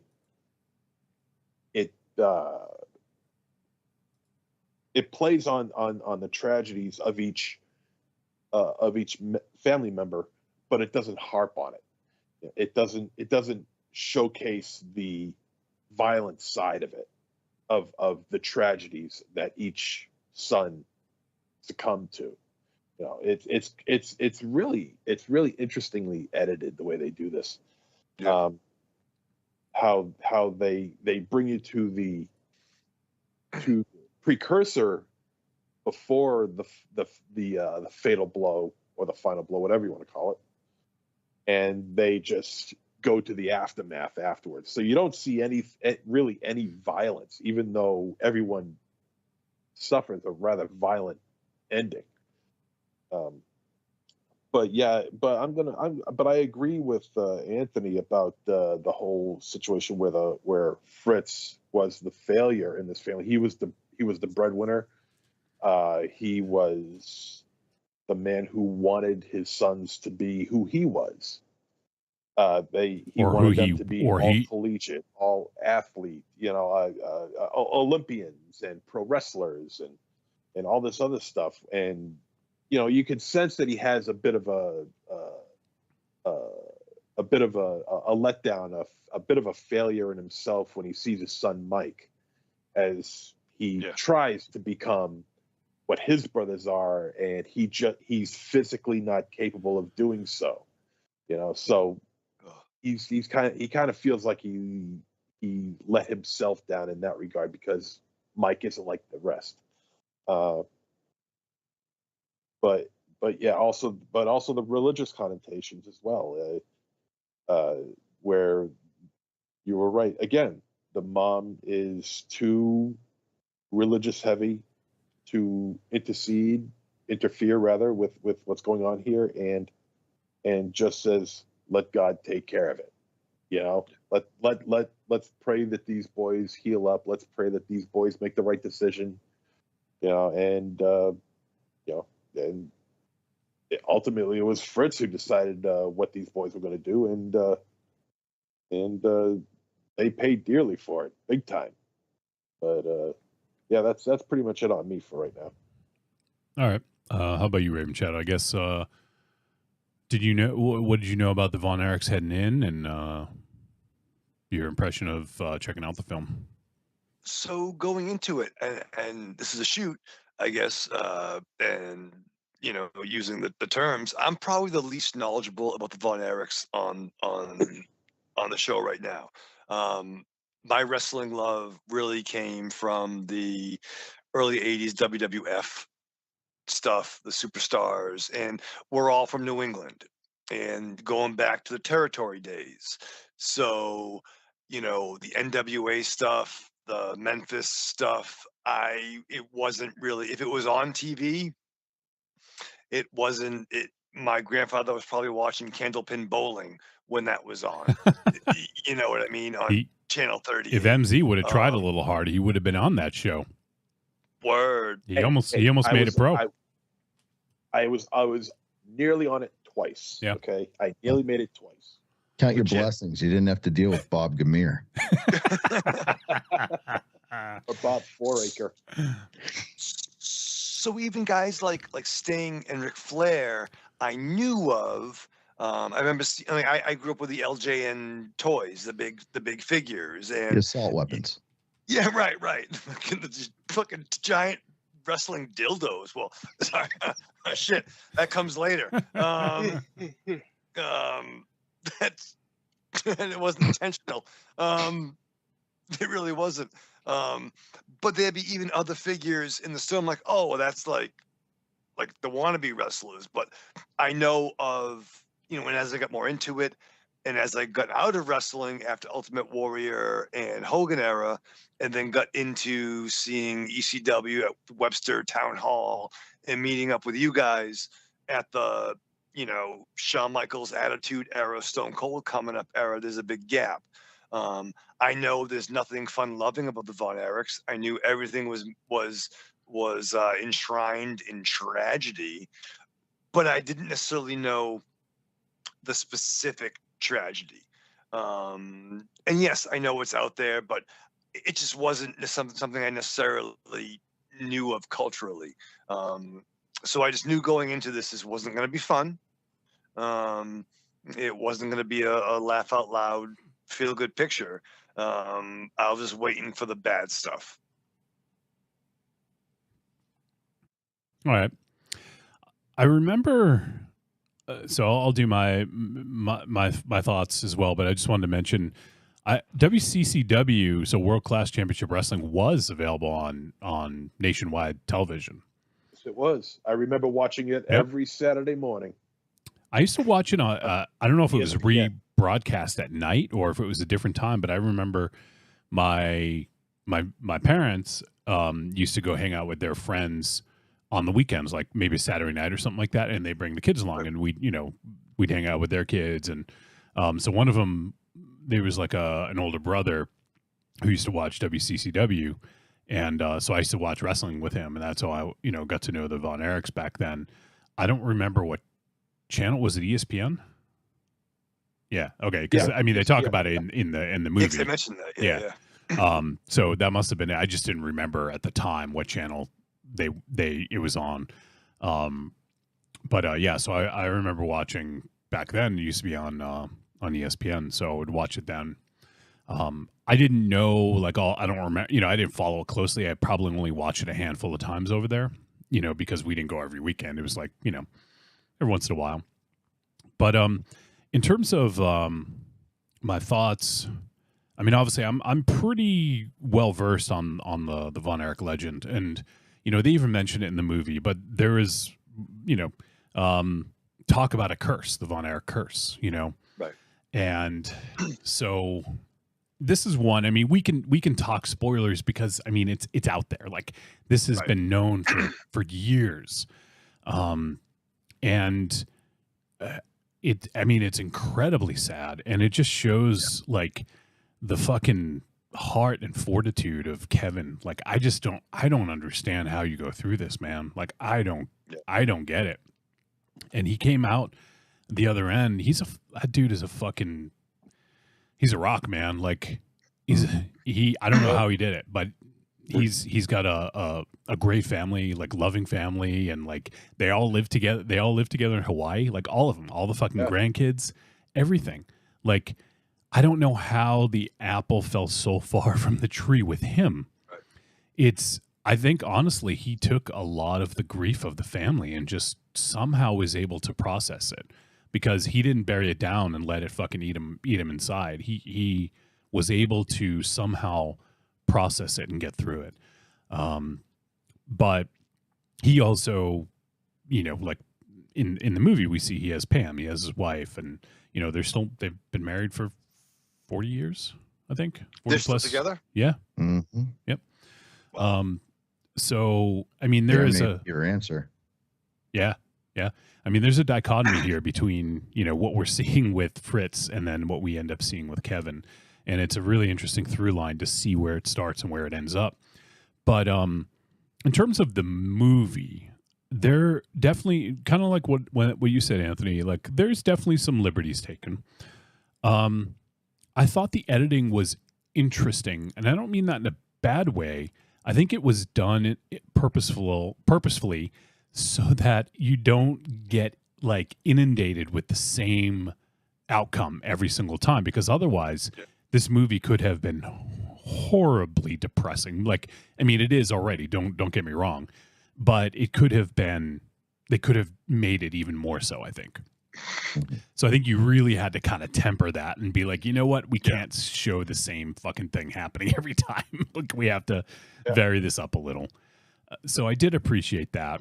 I felt like the first third of this movie, the first act, was just a really nice sort of brotherly sort of movie where, the brothers are bonding and kind of getting into wrestling, and you don't really see too much of the negative stuff, but you can sense it with Fritz of what's going on.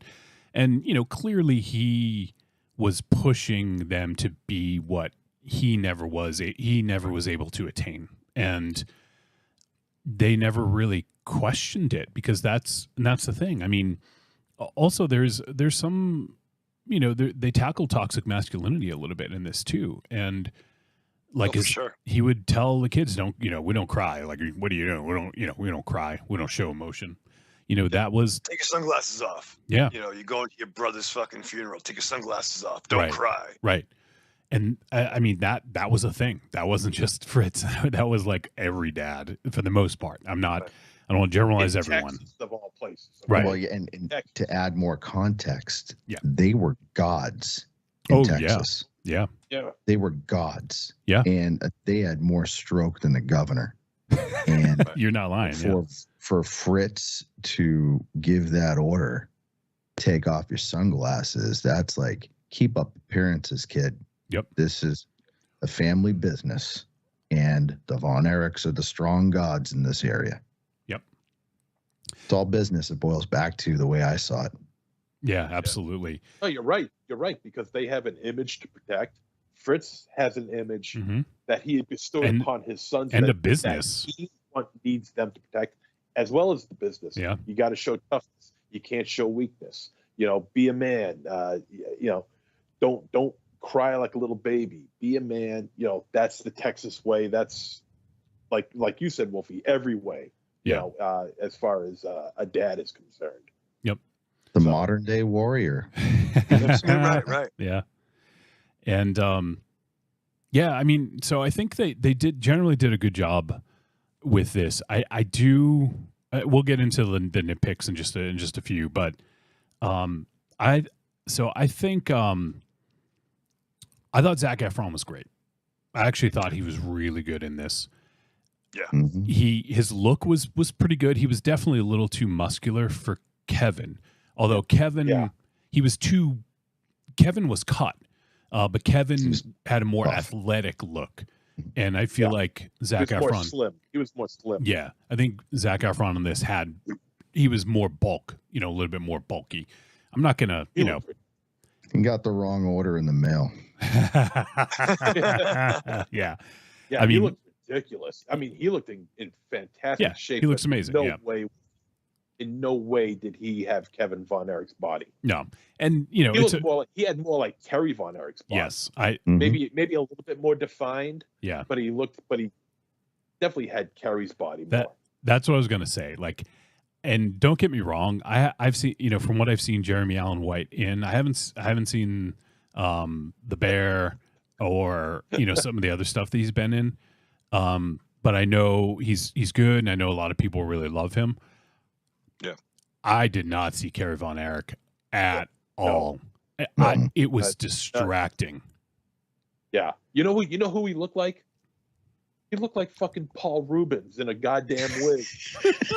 1, 2, 3. That's me, Kerry Von Erich. Leg drop, double toe hold. Damn Russians.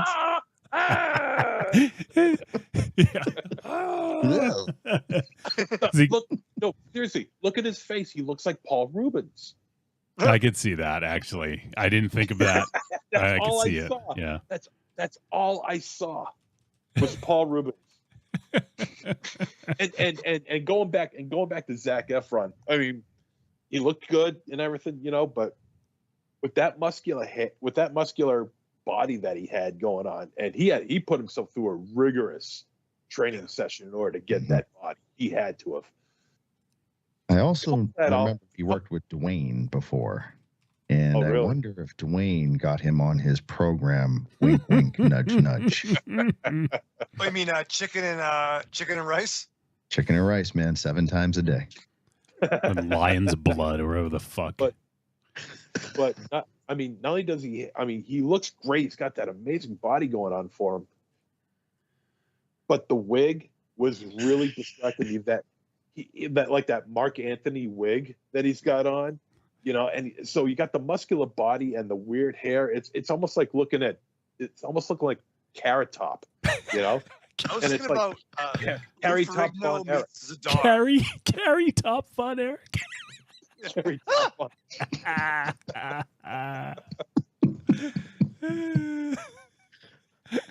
Now appearing in Vegas. Yeah, holy shit, he should be. He should be a Von Erich. Efron has those really strong facial features, a very strong jawline, the intense brow line that he has. He's got a very arched nose in a sense. So he's got these very strong facial features that don't resemble Kevin in the slightest. No, I mean, I'm fine with that. He doesn't have to look like him.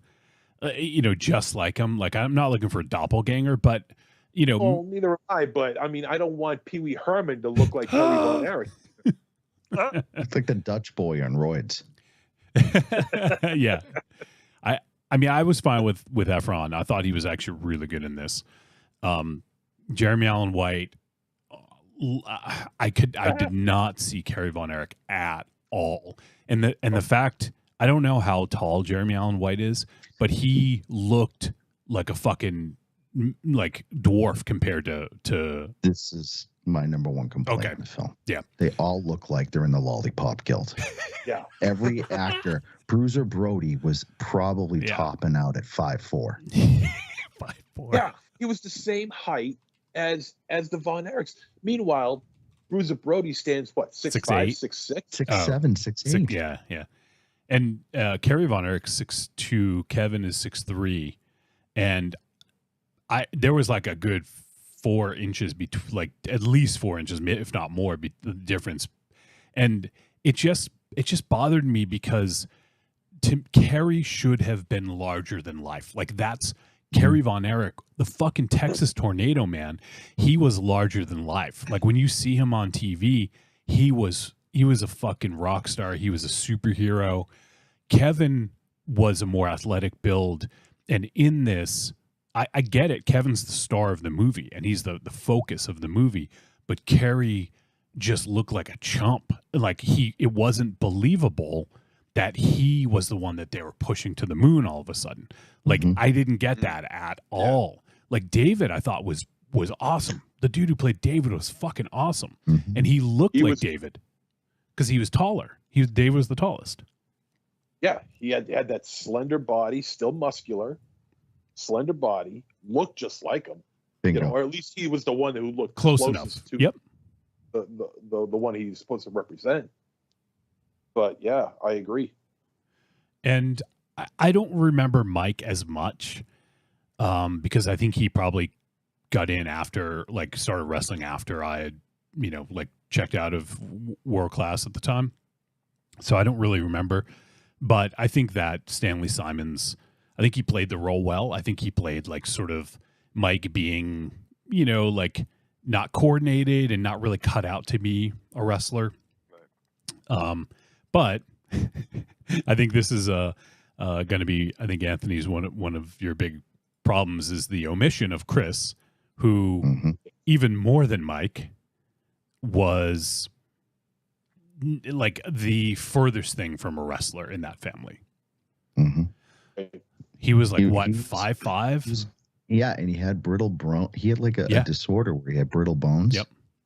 And he was always like, I remember as a kid, you would always see in a wrestling magazine the Von Erichs. See, I didn't have cable growing up. So my introduction was through Pro Wrestling Illustrated, the Wrestler magazine. And on the front cover was occasionally family photos of the Von Erichs. Yep. And little Christopher was in the front. And I'm like, oh, crap, a little kid can be involved like somehow in wrestling. And that was kind of like my introduction into the Von Erich family. And then to see him trying to live up to the expectations of the family. And I think at that point that Fritz even was aware, like, wait a minute, he ain't going to be able to make it, but he wrote him too. And he passed away just before Kerry, I believe, if my memory serves me correct. 91. Yeah. So it was before Kerry. Yep. Yeah. And he did it by a shotgun as well. Yep. Jesus. Yeah. That omission to me, I mean, look, Wolfie, you brought it up. The way that they edited it, because this is such a heavy film. The real story is more than heavy enough. Yep.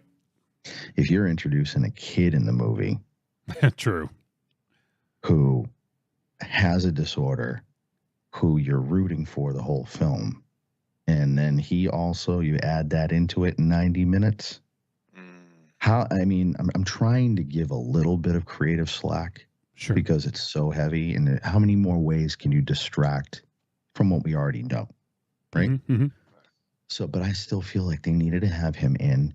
And Lance, I think we still would have been okay with just that glancing on Lance, because They even had apologized to the fans. They broke kayfabe. Yeah. After they introduced Lance back in the day, saying, yeah, he's really not a family member or a distant cousin. They tried to backtrack because the backlash on that in real life was so strong back in the day. So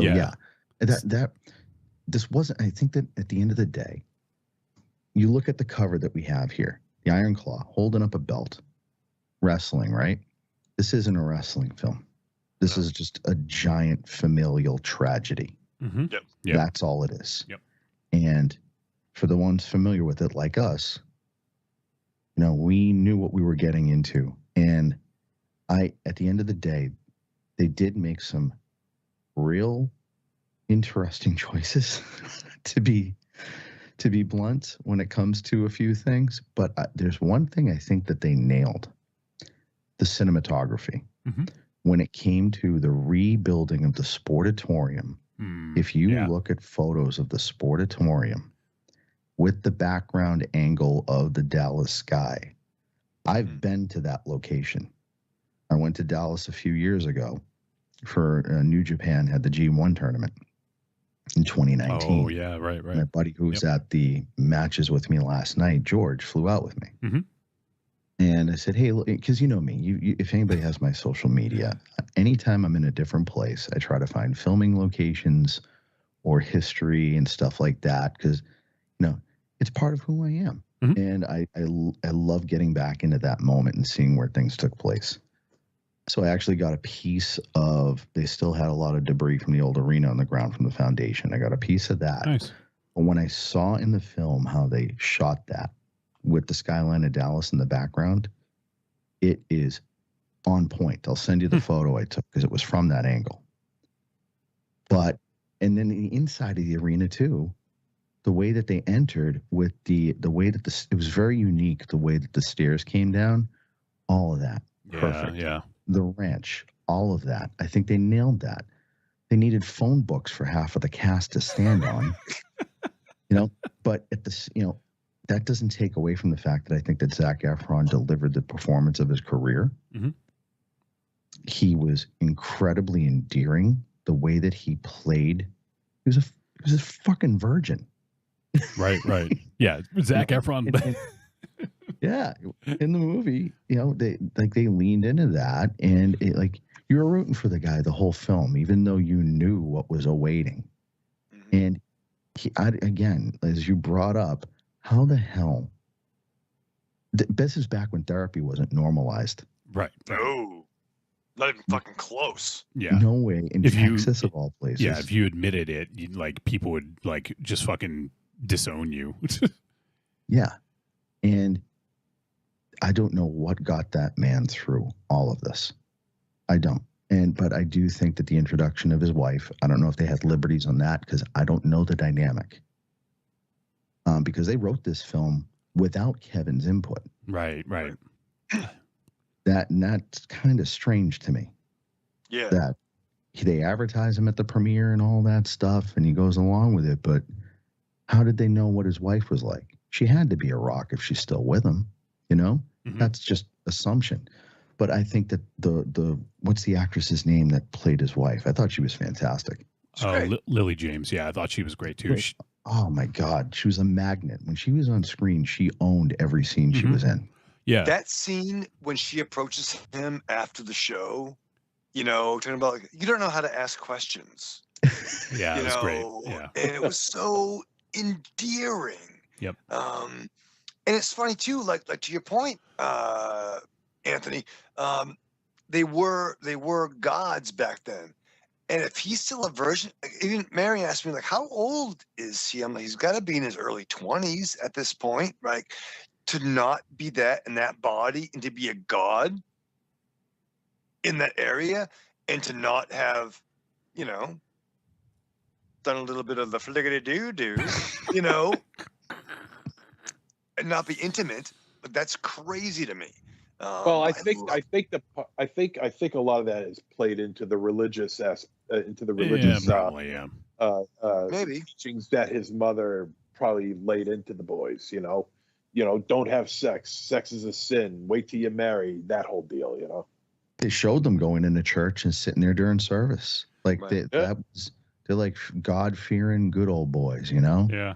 But Well, you would think if the opening scene, if they're in a trailer and a car, that's their house, and they have 2 boys already, maybe not be that fruitful and multiply until you get a 401k there, dog. Well, he was You know trying what to I'm build a saying? wrestling Like, business. He needed his boys to be his fucking top guys. his faction. I'm gonna make a faction. Yeah. If you don't have a faction, make a faction. By the way, Raven Shadow, the actress who played Pam, Lily James, I didn't even know this, even though I saw the show. She played Pamela Anderson in that Pam and Tommy series. What? Really? Yeah, I had no fucking idea. Wow.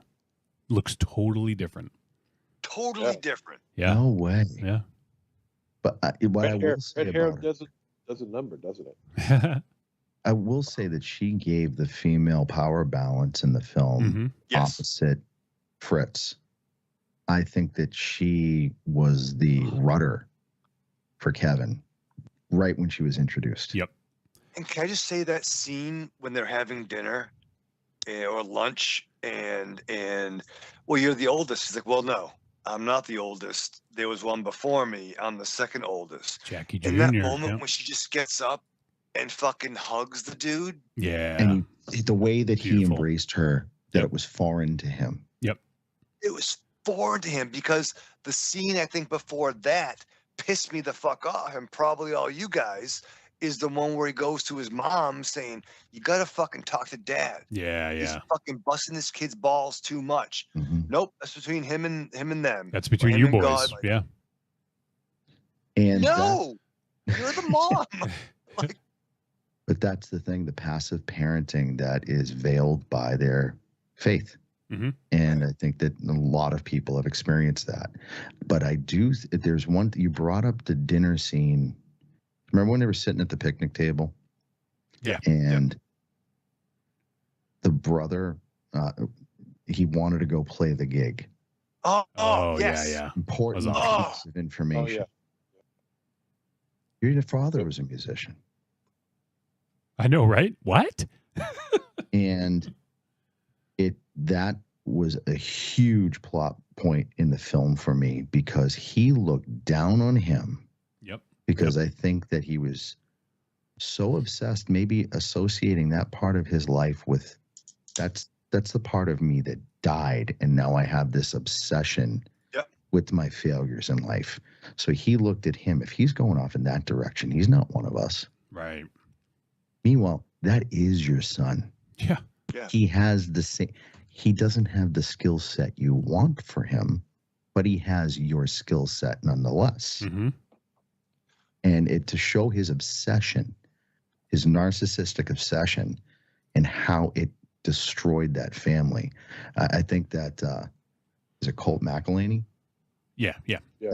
He was nailed Fritz. He was great. Yeah, he was really good as Fritz. Awesome. Yep. He was awesome as Fritz. And also, I mean, look at the irony of it all is, he's looking down on his son who wants to be a musician, and of course he's excised that from his history, his past, his life.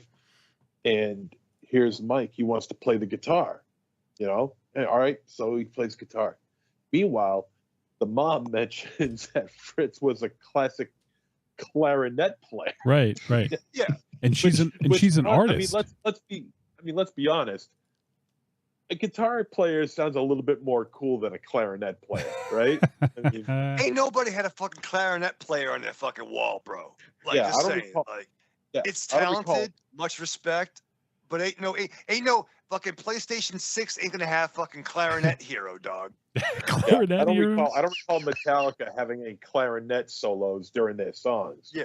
That was only in 90. We'll get a fucking orchestra, That was- but no fucking clarinets, That asshole. that was just Yeah, that on was the on Stain fucking Anger, I think. no, it was on that fucking Lou Reed album, Lulu. Yeah. That fucking shit. I am the table. But I was like, and the way the mom like popped for like, she actually like came up and she's like, he was so talented. Like you would think like, okay, if I couldn't be a clarinet hero, or a wrestling hero, I would let my sons dominate wrestling, but let my other dude fucking become a rocker, man. Right, like right. you win, you can only win in that. Yeah. But dig it down deep. And he used the kids like they were milk that was going to expire. I mean, look at how when Kevin fought for the world title against Harley, that they portrayed. Right. I mean, this is we're sticking to the movie here, but when he grabbed the mic and all of a sudden it's like, David, I'm going to get you more bookings now. Yep. Right. Because he's like, oh, I think Kevin's ship passed him by. Meanwhile, he's yelling at him for nearly getting counted out of a predetermined match, right? Isn't he the booker man? Yeah. Right? Because Didn't he was the hurt for NWA real. committee involve him in that conversation? It's and there ain't no fucking concussion protocols back in 70, whatever the fuck. Those Harley pile drivers, man. Ooh, from those suplexes.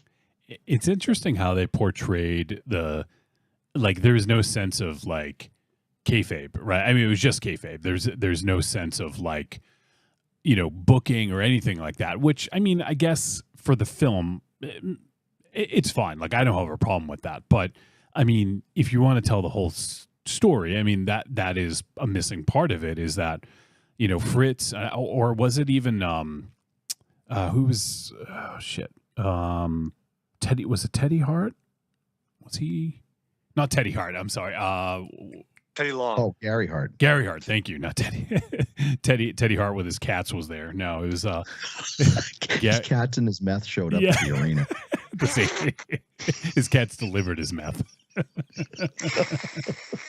Poor Teddy, man.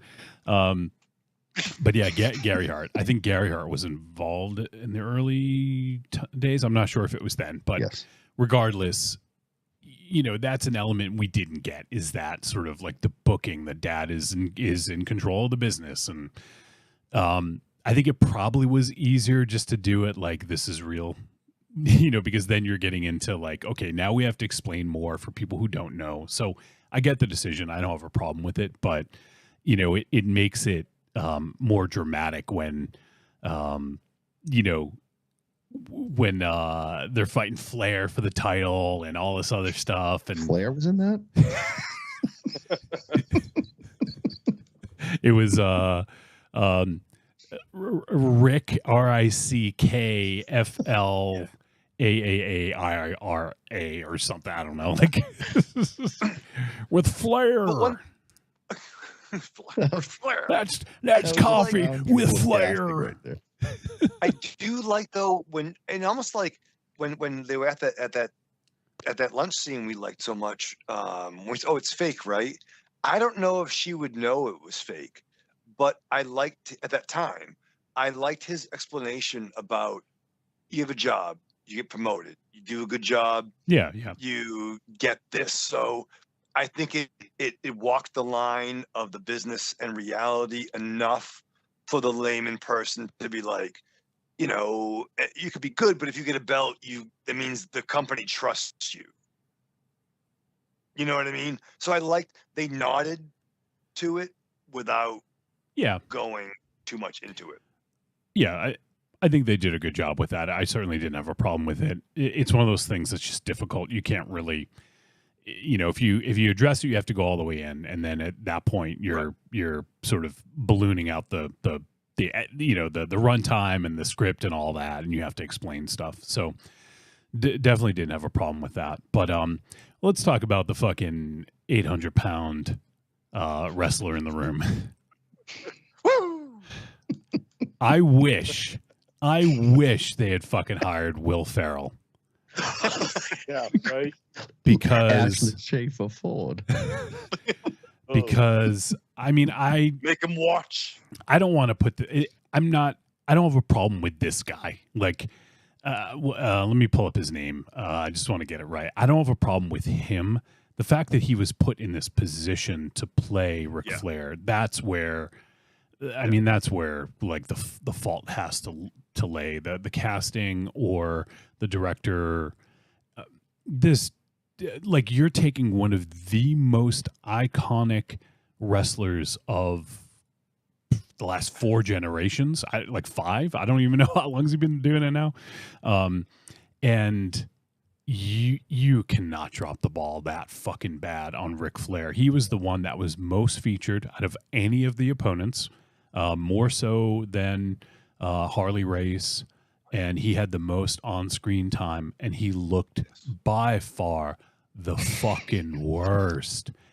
The hair was close, but he had nothing else. Nothing.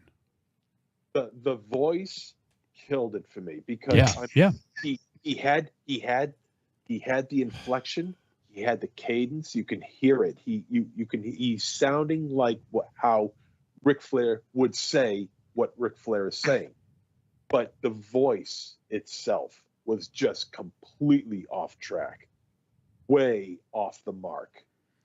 It didn't have a single bit of Ric Flairism in it. I mean, he could have just, dummied up his voice to sound like Ric Flair. Even the tiniest bit would have been better than what we got.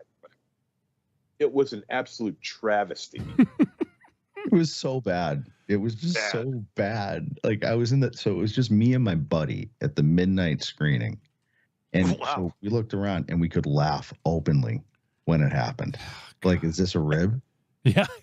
Is the director fucking ribbing us here? Or do we get a different edit? Did the director give him direct orders to not view any Ric Flair footage? That's the only way that this could have happened. So you're playing a real life character. Don't watch anything. Exactly. Make the character your own. Is that the direction that he gave him? Because put that next to a Woo Wings commercial. Woo Wings.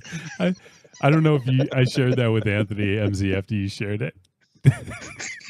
The Woo Wings, a fucking commercial. I think it was a fucking trade wreck. Throw the wings. And his timing's completely off. I sent these two Jamokes a couple of videos of Ric Flair. Was it Ric Flair? They're like these little pastry bites, but they're like protein pastry bites. Oh, Jesus Christ! And I also sent them one that he did for erectile dysfunction. Yeah. Oh my God. Of course, these two don't look at it. They don't comment on it. Well, I saw the fucking Woo Bites or whatever that one was. Yeah. So Wolfie sent me the I said the protein bites one, and we started to, just so the audience knows.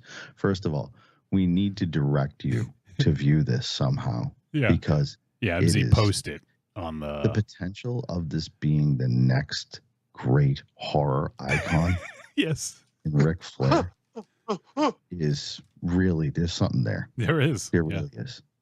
Yeah. Imagine that's Massacre with Flair.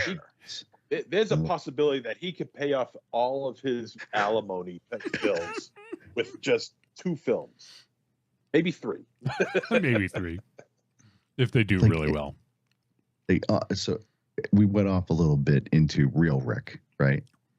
But circling back around to this awful, so what? They introduced at the Academy Awards a casting Academy Award this year.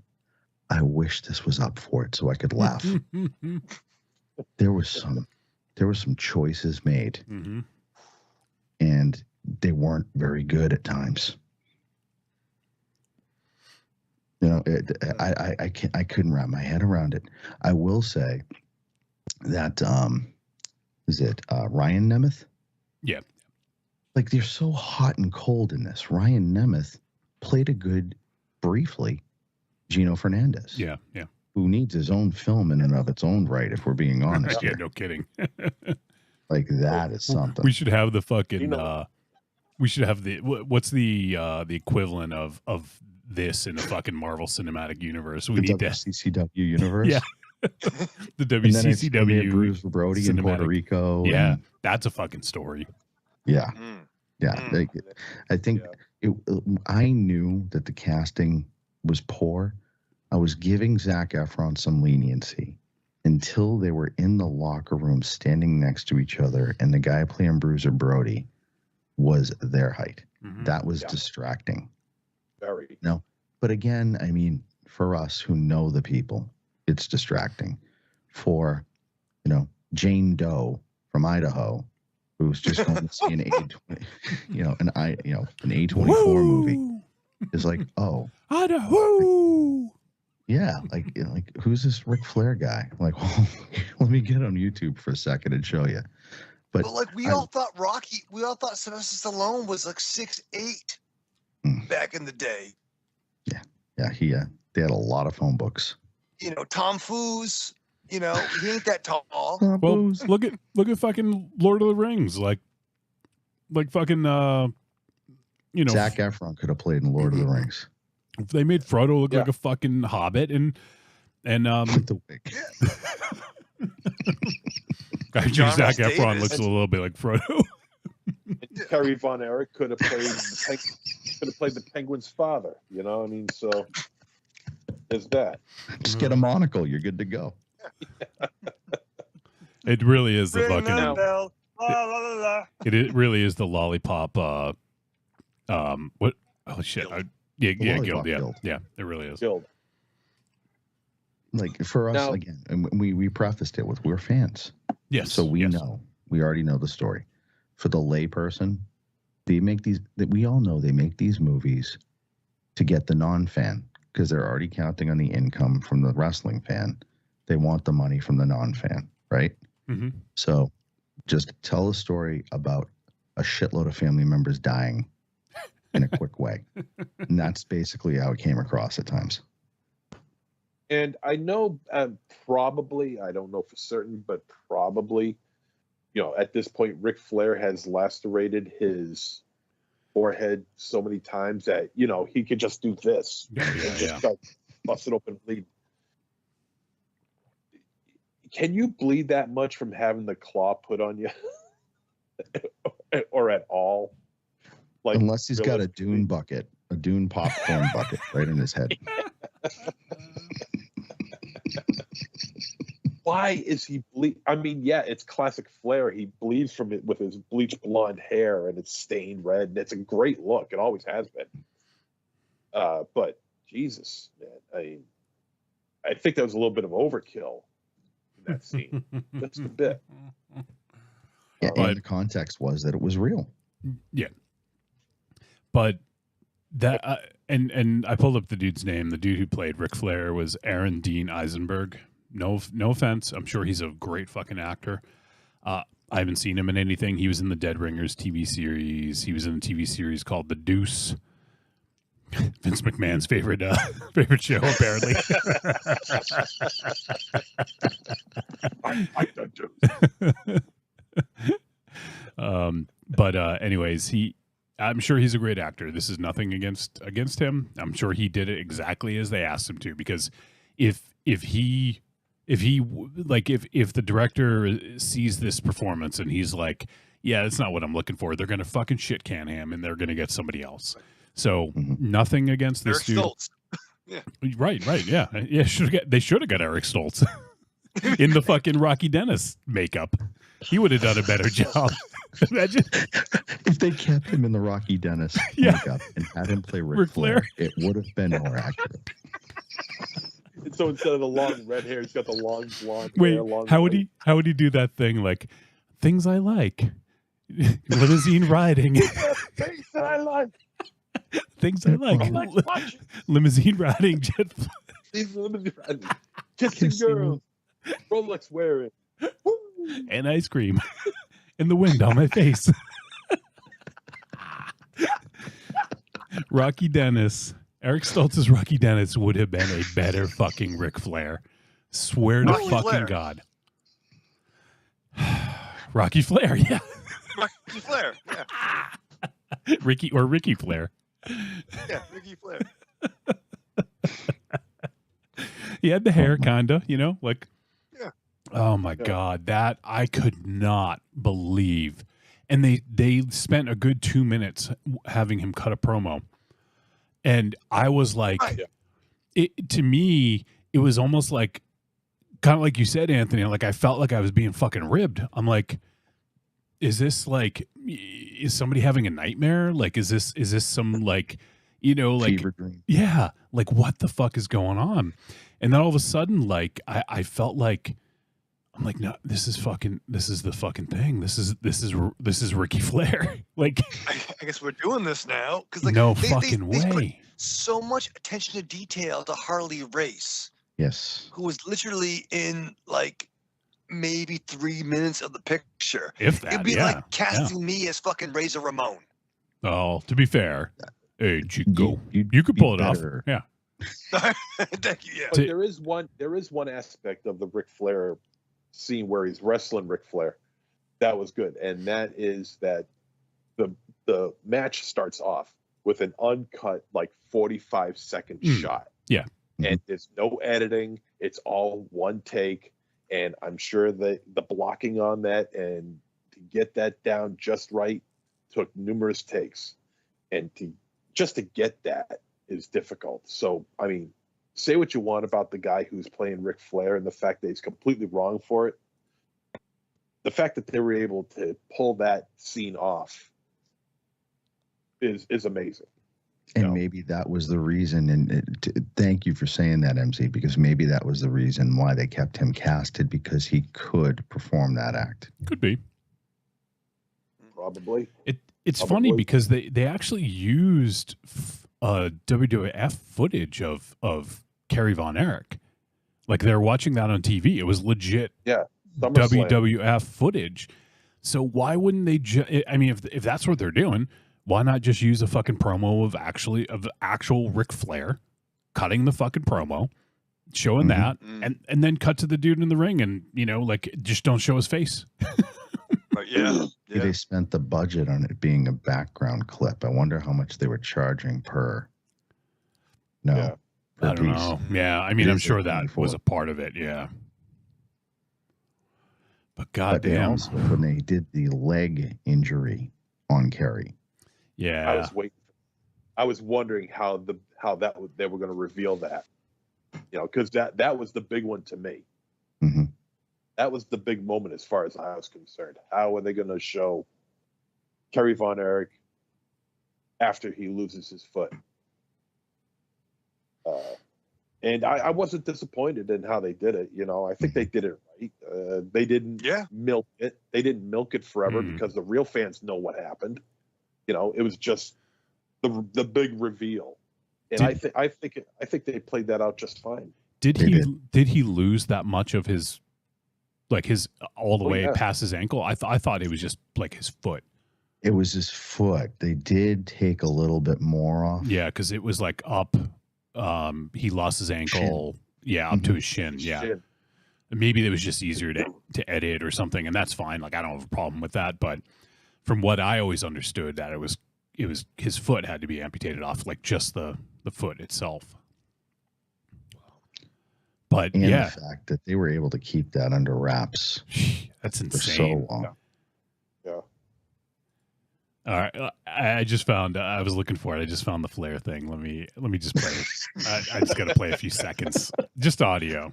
I'm not going to play the fucking video because we'll get fucking banned off of YouTube.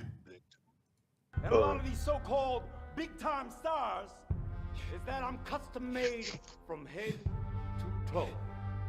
That's why I've got the biggest house and the biggest hill on the biggest side of town.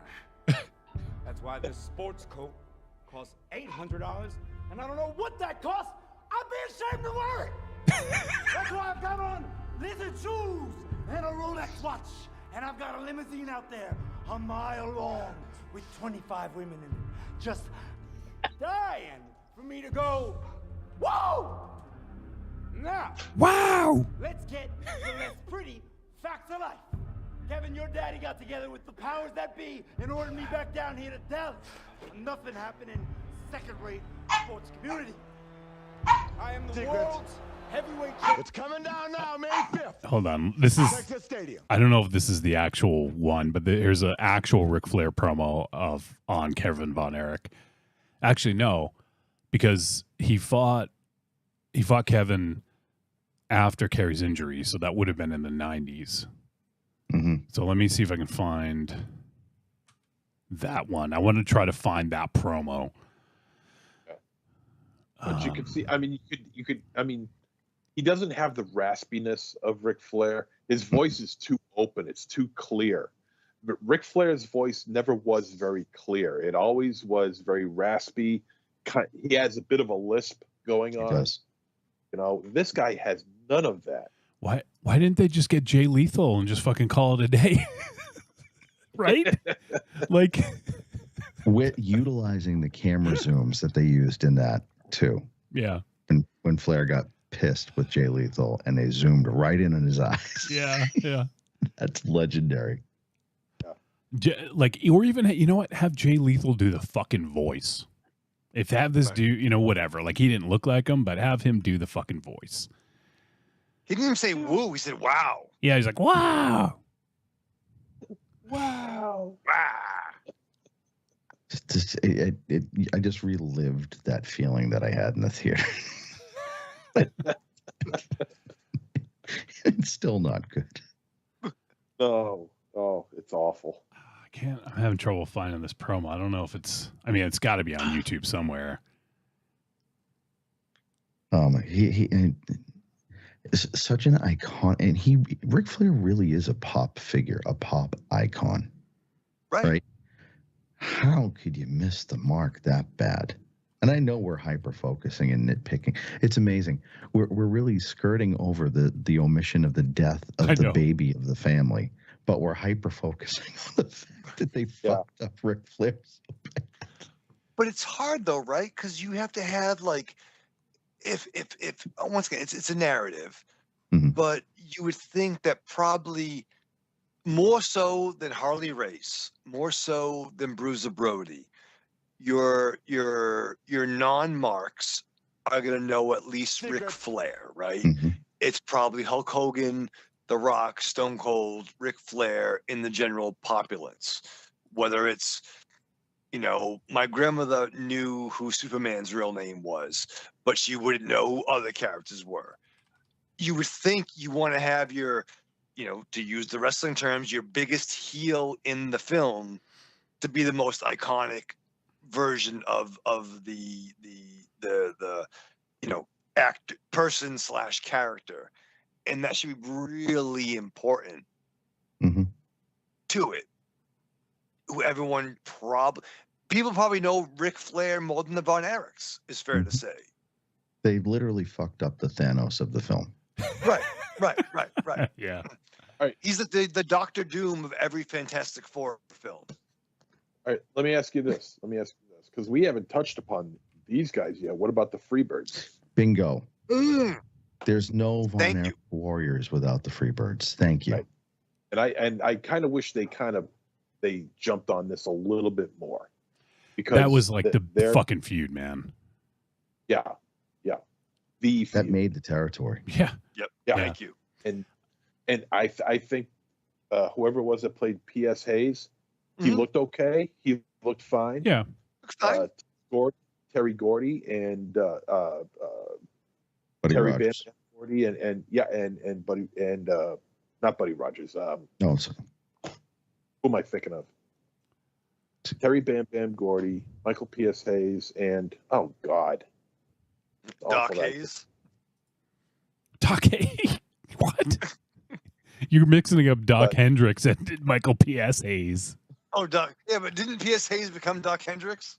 Yes. That's what I'm saying. That's stupid.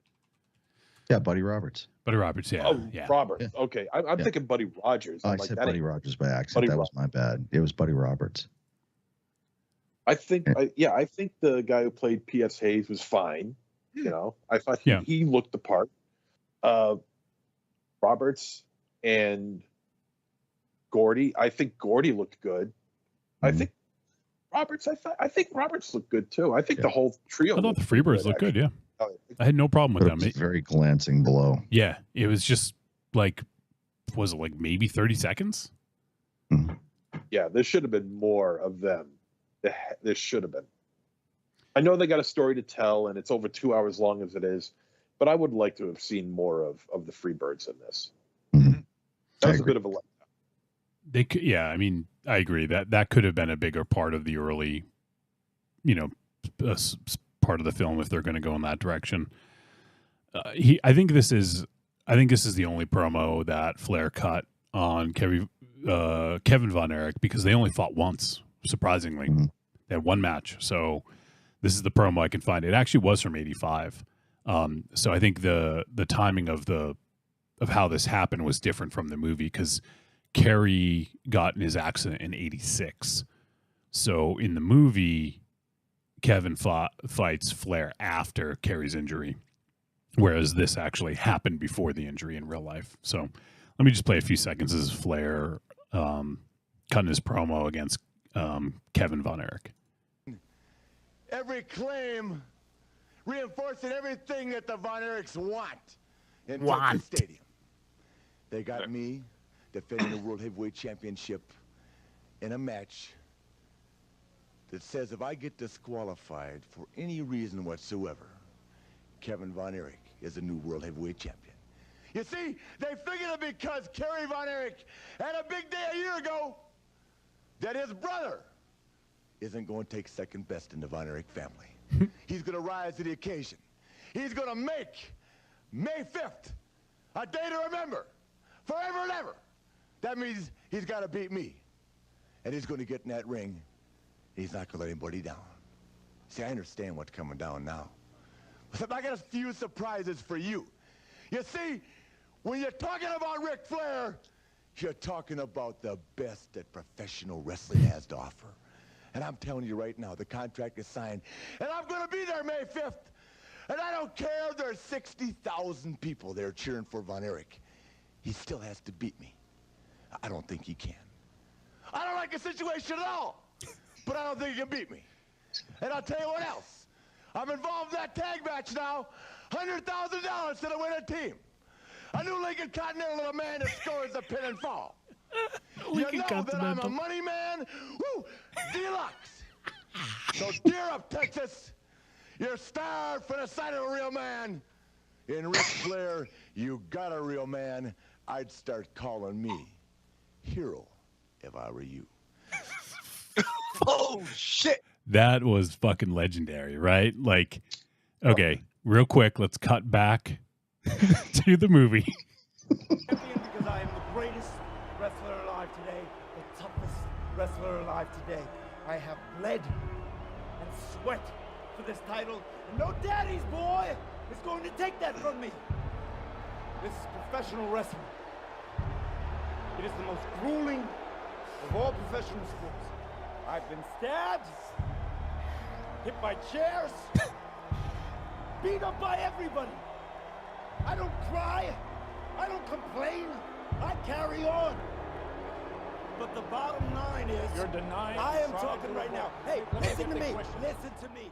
I'll tell you. All right, we'll get dinged on YouTube if I play too much of it, I think. But I mean, I don't know if there's another promo out there that I just couldn't find, or if they just wrote a new promo for this, so that wouldn't be a complete ripoff of, or not a ripoff, but maybe they just want to do something different. But I just like Flair was one of the best promos of all time, and that was uninspiring. That was a dinner theater rendition of Ric Flair, if that, yeah, like, it's honestly every time you play a real Ric Flair clip, I just transport myself into like a real life situation, and I'm like, all right, if I'm like returning something at Macy's, what would Ric Flair sound like in front of me if he was having a hard time returning an item? And that this doesn't fit. What it's like just that up and down roller coaster of his tone, what he goes off on, what he doesn't. Than anybody else alive. Now, Buddy Landell, it's so hard for me to sit back here in this studio looking at a guy out here hollering my name when last year I spent more money on spilt liquor in bars from one side of this world to the other than you made. You're talking to the Rolex wearing, diamond ring wearing, kiss stealing, woo, wheeling dealing, limousine riding, jet flying, son of a gun, and I'm having a hard time holding these alligators down. He's got the long hair flowing, the Gucci suits and everything. Yeah, he's looking prime. How? These shoes cost $1,000. I don't know how much yours cost, but I would be caught dead wearing. Oh my God, I just found a promo. Ric Flair once threw a Rolex watch in a bowl of spaghetti. I heard about this. Then ate it. He lost it. Like, seriously, you hear that, you're like, you are fucking like, holy shit. Like, how can you hate that guy? Like, he's a fucking heel for the most of his career. But how can you hear that and be like, boo? You know, it's like this dude can fucking talk like almost no one else before him. He's also a guy you need to file under Don't Meet Your Heroes, unfortunately. Well, yes. This is the art and the artist discussion. He is most assuredly done some shitty things that he should not be emulated or hailed as a hero in that regard. As a wrestler, he's the only human being I know that knows how to take a helicopter and a plane.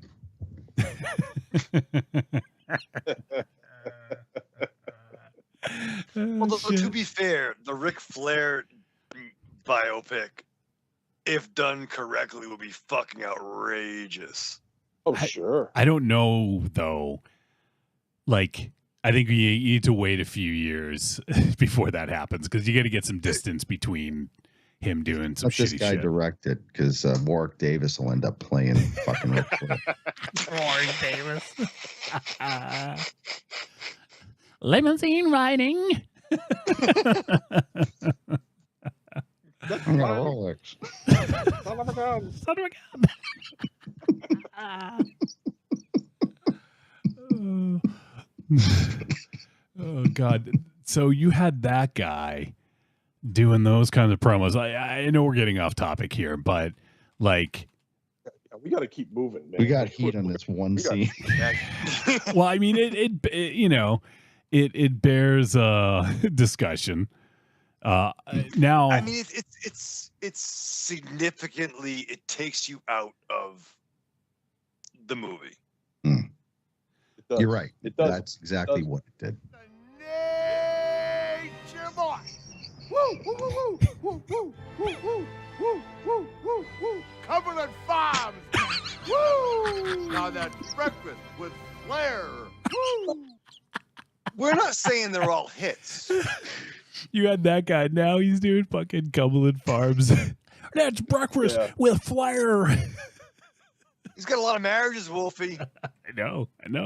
I got 6 ex-wives. This really upset me when he did this, because it was like, you know, if he was to hawk things in commercials, I would expect him to do. Oh, I thought you were talking about Hawk. Rolex watches, Aston Martin cars, not 99-cent coffee. You know? Yeah, it's like the opposite of what you'd expect. He's at North Carolina, Rich. Yeah. This is Snickers with Flair. So if ramen noodle, ramen noodle with shrimp. Extra spicy. Yeah. Woo! It makes you go woo. Oh shit! All right. Well, enough about that. I mean, it's bad. It's bad. This dude who plays Ric Flair, this is so bad and is such a distraction from the movie. That's the thing for me. That was the worst. That's the biggest sin. It distracted me from. It pulled me out of this movie. I'm so engrossed in it, and I know what's happening, but I'm just along for the ride. And all of a sudden now it's like, it's like being completely pulled out of it. And now I'm like, holy shit, this dude fucking sucks. And now I'm watching a movie, of this shitty fucking Ric Flair, and it just completely took me out of it. I'm not going to say it lost me for the rest of the movie, but it took me a little bit to get back in after that. While it's literally hitting its emotional crescendo. Right. Because I mean, I think most of the brothers were dead at this point, and Kerry had just gotten his accident in the movie, so it's he's like the only brother at this point that can take the match against Flair in the story. So it's like a big moment. Yeah, and it's like this is like one of the big emotional moments of it. He's been trying to win the NWA World Title. Like that's something he's wanted for forever, and his dad has been talking to him about. And we have this big moment, and and then we have this fucking Cumberland Farms. It was legit a Cumberland Farms fucking Ric Flair. All right. Yeah, it wasn't also a Flair. It was Cumberland Farms Flair. Yeah. We got to move past Ric Flair. We got to continue. Well, that's that's what I'm doing. That scene, you're right. The emotional crescendo was that two of the four in the film were passed. One nearly died. Oh, right. Mike had now the dad who had overlooked him earlier in the film, and he's bearing the cross of, I had my chance. My dad's moved on to the next brothers that are reliable, and now it's back to me. Right, because there's no one else. So much, because I'm it now. Yeah. So what else is going on inside of him? Because when he talked to his now wife, what do you want to do in life? I just want to be with my brothers. Yep. And now that was his rudder, and now they're all gone. One's nearly gone, and all the father's projection is now on him to carry the load for the family. And that line about we can all live together. Yeah, we'll have our brothers will live here. Yeah. And it was like he was almost the antithesis of his father. Right. Where he felt the need to become the Atlas of the family and kind of like look at the brain on Raven Shadow. Yeah. But he wanted to make amends. He obviously saw his mother didn't give a fuck. He saw his dad was a fucking, the great fucking Santini gimmick, but he loved, and this is a funny thing too, even like Anthony, like I love you so much, even more now, how we're both only children, but like, I loved the dynamic of the brothers, even that scene when one, he definitely should have wore fucking pants. You shouldn't wear tighty whities in the fucking breakfast. But he comes down. A carrot in the shower. Yeah, there was that too. For Christ's sakes, recover yourself. But when they're stealing the bacon, and you knew, and even like when they teamed up to get him to the rock show, and that was so beautiful. Yeah. It was awesome. And that's the biggest thing. I'm sure that wasn't fake. I'm sure they really had that brotherly bond, but that was my best part about the film, was them being together. How about our, we're going to jump ahead here, so Kerry Von Erich, if you know the story about Kerry Von Erich, then you know what happened to him. And I'm just going to jump ahead to the part where he here's Kevin bringing him into the house, his dead body into the house, and then they show a scene of Kerry in a canoe, crossing over the bridge in so many words, and he sees isn't his the rainbow dead brothers on the other. Sorry, isn't the rainbow bridge just for animals? I don't know, is it? No, Valhalla. Well, but yes, but it's this. They're not Vikings. Next time somebody has a death in their family, I'm sending them a rainbow bridge card. But he's going across the lake and he sees his brothers on the other end, because that's where the afterlife is, and he sees his brothers. He hugs them all, and it's a really touching scene. Actually, it is. It's well done, and they get to meet. He finally gets to meet his oldest brother, Jack Jr. Jackie Jr. And he was only like 4 years old when he died. He died like what? A drowning in a bathtub? Electrocuted, yeah. Electrocuted. Christ. It was like 4 or 5. Yeah, 5 years old, yep. Yeah. God damn, what a bitch of a life that's got to be. Some people shouldn't have kids. There was let me get this right. There's 6 kids total, right? If you include Chris. 5 of them died. Yeah. It's pretty like insane. Before 1993, because Carrie was the last one, right? So, like in the span of, well, Jackie Jr. is different because he died when he was like in the 50s, I think. But other than that, between like 80, let's see, when did David pass? 82, 83. It was 83 because the Yellow Rose of Texas match was in 83. Okay. 83, you're right. He was in Japan at that point. Yeah. Yep. And Brody flushed whatever he had with him. Yeah. So in the span of 10 years, like 4 kids died. 3, well, I guess they all killed themselves. I mean, like, well, David, I guess didn't, but the other 3 did. Yeah. But like, who knows what David would have done if he didn't have, you know, he could have been the face of the NWA. Yeah, no. But imagine if he was allowed to express that he was not feeling well. Right. Exactly. I got to get to work. Exactly. Yeah. You know, if he was like, I'm sick.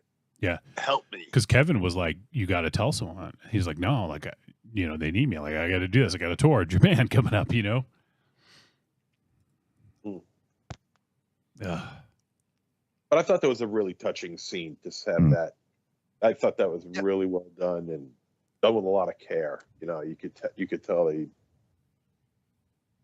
there was a lot of care put into that scene. A lot. You know, that was a moment I was happy there weren't too many people in that theater when I watched it.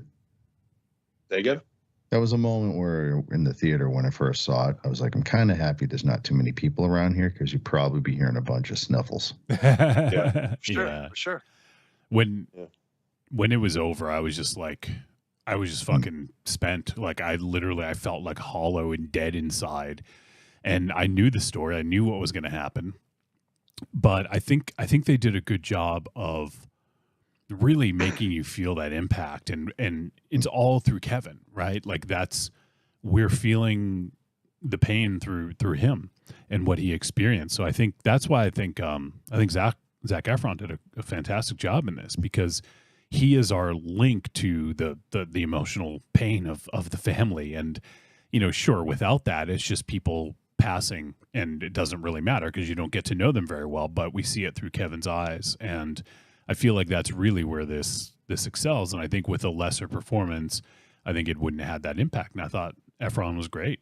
He made it look a little silly at times, but didn't affect his acting. His acting was on point with this. And I think that did a really fantastic job. And you can tell, I mean, obviously the dude got in shape, but he also learned wrestling. You can tell that was him doing that.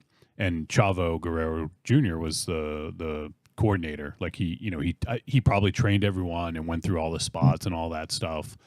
And Chavo's done that for a few films now, I think. Glow, he did all of those for the TV show. Yeah, that's right. Yep. He's making. He worked on Heels too. Yes. Yeah, that's right. Yep. Yeah. He's like the guy they go to now. If you have wrestling in a show, he's like that guy in Hollywood now. Yeah. Good for him, man. Yeah. I mean, like the wrestling business it's a fucking fickle business, and it like he probably isn't going to get out of it what he wants. This is probably a much better use of his talents. I mean, hell yeah. It's a hell of a lot better than being Kerwin White. Fuck, don't even. Kerwin fucking White, a golf player. They made fucking Chavo Guerrero. Oh no, yeah, he was the golf player. Yeah. It was, I heard an interview with somebody, I forget who it was now. It was someone recently, and they were his fucking caddy. It was right. It's Nick Nemeth. Nemeth, that's it. You're right. Yeah. That's it. Yeah, because he was making the rounds after he showed up. Yeah, that's right. Nick Nemeth, Dolph Ziggler was fucking Kerwin White's caddy. There's a very dark recess of my soul that loves the Kerwin White character. Just for the troll factor. Oh, that's funny. The Sinatra music that he came to the ring with. Oh. And they abandoned it because that's when Eddie died, right? Yeah, right after that. I mean, how can you go into such a parody, comedic character when you find the body of Eddie Guerrero and you're having mass memorials? Right. Yeah, no. They had to. Yeah. I still haven't gotten over Eddie's death. I don't think anyone has. By the way, last night, Mercedes Moné leaned into how Eddie Guerrero is the reason that she got into wrestling. Yep. During her promo. She's never been too secretive about that, but it's great that people can just sort of like bring him up and like he's got universal fucking fandom. Like everyone, like yes, he maybe he did some unsavory shit, but for the most part, he's not a scumbag like a lot of other people, and he genuinely created a love of wrestling in a lot of people. So. He had his demons. Let's be fair, of course. But they also saved his ass a couple times. He took like 47 ecstasy, drove 120 miles an hour, got ejected from a vehicle, and walked away. Fucking crazy. Fucking crazy. What? So speaking of that, actually, what did you guys think of the scene with Kerry when he got in the accident? I thought it was interesting that they didn't actually show it. I didn't mind actually. Like I liked that they were showing him going down the road like very fast, and then they were showing it from like almost, I think it was like a first person perspective, wasn't it? Didn't they show like, and then all of a sudden, there's a call, Carrie's been in an accident or whatever, and But you had got everything you needed to know. I mean, like even as a viewer, like, don't let your brother leave the house. Right. Like, don't leave. Like, you're in no condition to even go upstairs. Let alone go on a fucking motorcycle. Yeah. Well, I like how they've like I said earlier, I like how they handled the tragedies of each brother. Good taste. Because they show the precursor, like Michael walking into the woods, like Kerry getting on his motorcycle. You get the precursor, but you don't get the actual event on screen. You don't see any of that. Then you see the aftermath. So I kind of like how they've handled that. Because I guess they figured the film is depressing enough. Right. You don't need to see.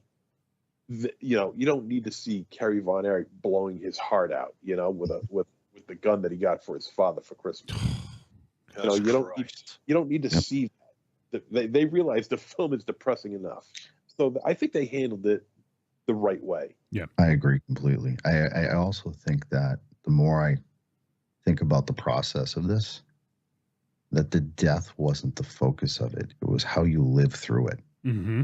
Absolutely. And I think that's why not showing the deaths, showing the deaths would have taken away from that plot point. It would have been too distracting. It would have focused on the death. It's the triumph of the human spirit, right? But the reality of it is how do you live through this? And for some folks who don't know, like one of the things that I do is I run a crisis team in Massachusetts. Jesus Christ. For first responders. And suicide is prevalent in that field. And when we run debriefings for it, hearing what at the end of the day, this movie very much resonated with me for the fact that I have had hundreds of conversations with people who are trying to figure out how to live through it. Because ultimately, that's what this is about. And that's why I know we're building up to that final scene, and that this entire movie was building up to that final scene of him looking at his sons. Yep. And realizing I'm living, but I am no longer a brother. And that just ripped my heart. Yeah, that was rough. Watching that. Wow, yeah. Yeah, because, I mean, at least in the movie, I mean, we don't know if that actually took place. If those conversations were had, we have no insight into that. But when he said that, because you're right, like that's what he was. He was a brother. Like that defined him. And when he was no longer a brother because he had no brothers alive, that's when he made the realization. And you're right. Like that's when things changed. That was to coin a term, Raven Shadow, the Charles Durning point. That's when things changed for him. And yeah, Anthony and I were talking about that, and he had mentioned how like that scene just fucking, would you say, like tore your heart out or something? Like, yeah, that was honestly, I know we talked ad nauseum about the distractions and the missed casting points. Yes, but again, to what everybody has said, from Raven Shadow to MZ to you, Wolfie, this film, it did have its liberties, but what it did get was the overall tone and the message of it. It wasn't a wrestling movie. It was something that we all can connect with. We've all lost something at some point in our life, and how do we move on and keep living? That's what it is. Yep. Absolutely. And honestly, I don't know how Kevin did it. I don't know. I know he's a fairly religious man. Obviously that's not something we have in common, but if that's what helped him, fuck man, that's awesome. Like whatever helps you to get through that. When you lose, obviously he didn't know Jackie Jr. or didn't know him well. I think he died when Kevin was 1 or 2 years old. So he probably didn't know Jackie Jr. very well, has some vague recollection of him. But other than that, he saw his other 4 brothers grow up and then die. And I get like losing people in your life, thankfully, me personally, I have been, I won't say lucky enough to not lose too many people in my life yet. I know it's just a matter of time. And, that's one of those things that I don't think I'm prepared for yet, but it's, you have to find a way, right? Like if you got to keep going, you can grieve and you can take as much time as you need, but at some point you have to move on. And, I don't know how Kevin did it, man. Like, I don't know how you go through losing 4 brothers in the span of 10 years and come out the other side, like completely changed in for the better. Like he is now a family man and he loves his kids and his grandkids and probably great grandkids at this point. And, it's heartwarming to see what he came from and where he went, and to see now his boys, when they showed up in AEW and Kevin was there with them, it was like, oh my God, it's just so nice to see. I don't know if they're going to be in AEW ever. Maybe they will. But it's just, it's really great to see, and to see how he sort of dealt with that. I mean, to call it adversity is like a misnomer. It's like, it's hard to even like to quantify what he went through, but to come out the other side and to be a family man and to teach his kids and his grandkids, a different way than he was taught. That's a fucking hero. I think that's a real hero, to change and to take all that and to come out the other side and be a different person and to realize this is not the way to do it, and to break the cycle. Right. Yeah, absolutely. It isn't a curse. It's a cycle. No. Yes. And it was, at the end of the day, the fact that the projection, this is a very cautionary tale for anybody who's a parent now. Yeah. Be real careful with your shit, because it will affect your kids. And your failures are your failures alone, and it's up to you to figure out how to get over it. And it's not your kid's job to fucking make up for it. Yep. Yeah. Bottom line. Yeah. Any thoughts? Any further thoughts on the end or anything else about this before we head to the verdict? We've obviously talked about it for a while, so I want to wrap this up here. And do you guys have any additional thoughts about the ending? The scene with Carrie, with him carrying Carrie's body, was pretty brutal. Oh, Because and I want to mention this when he told his dad, you know, he said, "You look after him. Don't let Carrie do something stupid. Like keep an eye on him." And then when he found Carrie, and then he saw his dad, he just fucking lost it. You know, he literally almost killed his dad in the movie. Anyways, I don't know if that's how it went in real life, but he almost choked the life out of his dad because he just it's his dad's fault. You know, like that. What happened to the boys was the dad's fault. There's no way around that. I know Kevin has gone out of his way to say that his dad wasn't that bad. The portrayal here is a little bit more harsh, but I'm sorry, Kevin. Like, I know he's not going to listen to the show, but like, no, your dad was a fucking brutal man. Yeah.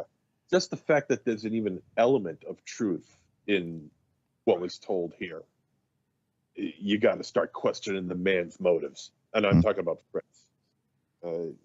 He was just a poor father. Yeah. You know, he was just a father in title. Yep. He took name recognition over family. You know, well, it's not even really that so much as like just pushing his kids to do what he couldn't do, and not taking no for an answer. You know, like, you're going to do this. Like, let them be individuals and let them feel their feelings and let them do what they want. You know. I want to go to the verdict. I really want to go to the verdict. But I do have one more question to ask. Sure. In terms of the photo that they showed at the end. Yeah.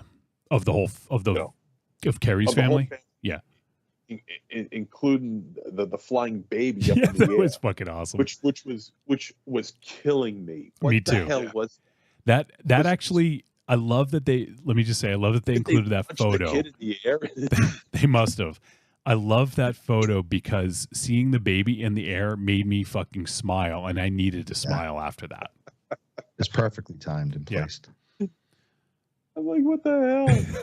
That was a great picture, though. If it was meant to be a lighthearted photograph of the baby flying in the air, launched into the sky, then I guess the film did its job in trying to put a little bit of levity into an otherwise 2-hour, tragedy. I never got the flying kid in the air baby gimmick until I started doing it with mine, and he fucking loves it. And and I mean, I have an 18-month-old now, and it's all just saccharine and fun and good and beautiful, and throwing him up in the air and hit that laugh, that'll change anybody's mood in a day. Oh, it's so you could have funny. the worst day ever, and that'll change it. So that was perfect. That shot was great. Hey, to give your kid a power bomb when you get home. That's fun. Give him a jackknife onto the couch. A jackknife power bomb into a tombstone. Into a tombstone. Eat your vegetables. I'm gonna do a Sid with Pillman inside of a war games. Oh. And I can hear Dusty in the background going, Jesus.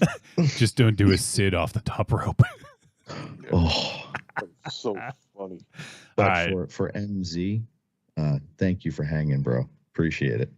Yeah, sure. Yeah, let's wrap it up and do the verdict, and then we got 2 voice messages, MZ.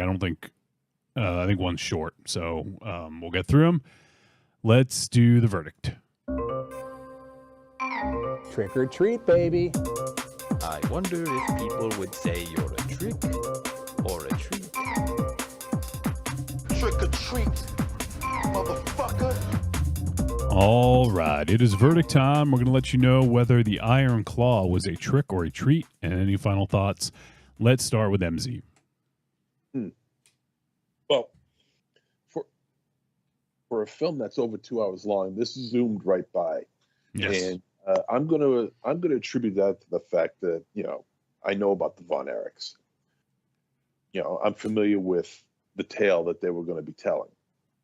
So it was more of an anticipation of seeing how they were going to treat the material here. And for the most part, they treated it really well. Some serious miscasting in this movie, though, in almost every aspect. I think there may have been 2 or 3, maybe 4, accurately portrayed characters in this film as far as physical stature, as far as voice, as far as presence is concerned. Everyone else was a complete and total miss. And that is distracting. I'm not going to get into Ric Flair because otherwise we're just going to be talking for another 3 hours because we could, But I mean, as far, Harley Race, I think the Freebirds look good. Yeah. Everybody else, I mean, even Gino Fernandez, I think looked pretty good. Yeah. Everyone else really missed the mark. I mean, unless I'm missing somebody. But yeah, this is a story of a family tragedy, and wrestling is just the background on this. Yes. It's the secondary tale. The headline story on this is about how Fritz von Erich was a failure as a father, and how bad he was. And Kevin can say differently all he wants, and I mean, honestly, yeah, he has a better perspective on this than we'll ever have. But he's also, because he's very religious, he feels like forgiveness, maybe, right, feels like he owes something to his father, and the thing he owes to him is to have him have a better legacy of being a father than what we think we know him as. I think the film is structured well. It's edited,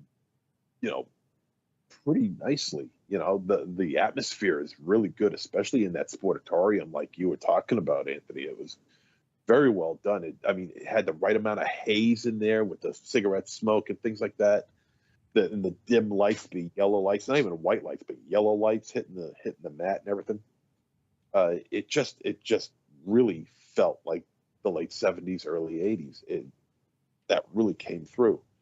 The family perspective on this, it's just brothers that want to get along and be there for each other, and that consistent wedge of the father just coming in and saying, hey, you got to be better, you got to be better, you got to be better, and that pushes it doesn't push them apart, it makes them even closer, but psychologically it harmed them severely. This is a very well made movie. It's a very well acted movie. Again, the casting does suck. You got to do better.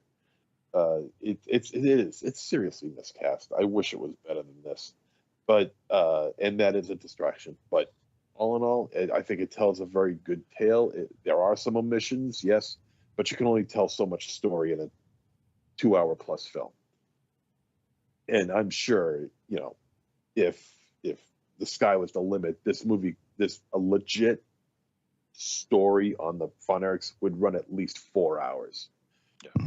So that being said, I'm going to give this a treat. It's not perfect. It's far from perfect, but it's really good.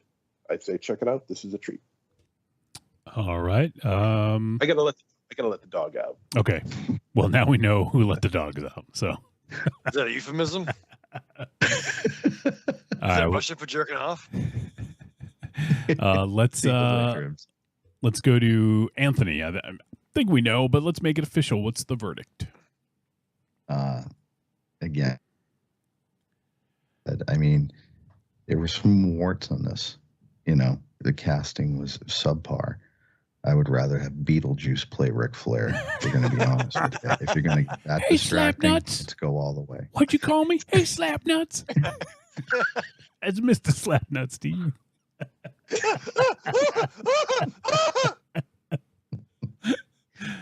But that being said, the strength of this film that took incredible liberties on an incredibly hard story to put that within about a 2-hour window, that's a tall order. and still leave with you having a bit of a hangover, but still hopeful at the end. Because you're the hero of this is Kevin's purity, Kevin's kindness, Kevin's love, and you wanted that to maintain and endure long after he went through all these tragedies. Definitely has its flaws, but the script and the way it was written was outstanding. And bring a box of Kleenex with you. Definitely a treat. All right, Michael Raven Chatham.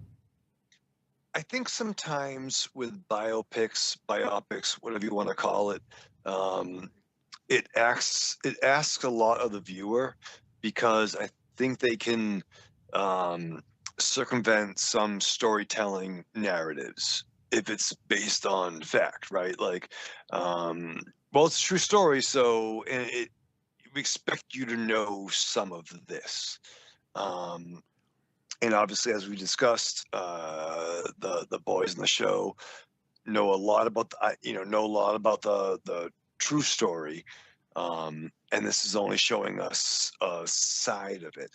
Now, I would say, like, this is not a like-to-like comparison between The Wrestler, Darren Aronofsky's joint, which I think is a fucking amazing film, and I feel that's more of a composite of wrestling, either whether you want to call them superstars or real life stuff. You could say, oh, that's a little bit Jake the Snake Roberts, or you could cherry pick, this is someone's story to fill in the narrative.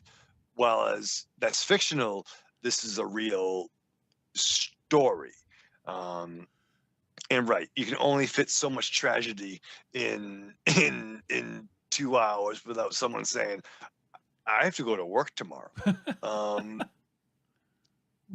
But with that said, it almost like this could have maybe benefited to a 1-season like show.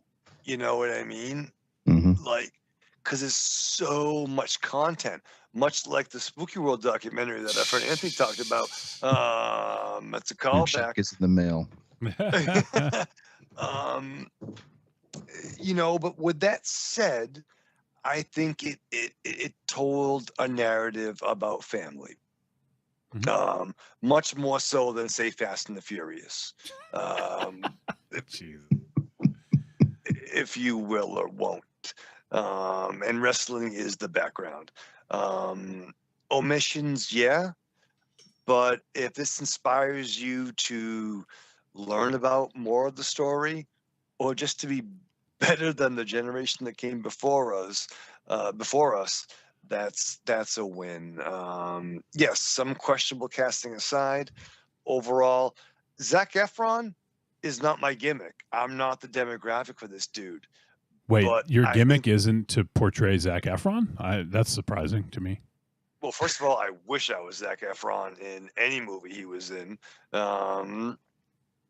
But I think the dude's got a lot of heart, man, and I give the dude mad respect. And I'm actually like excited for his next picture.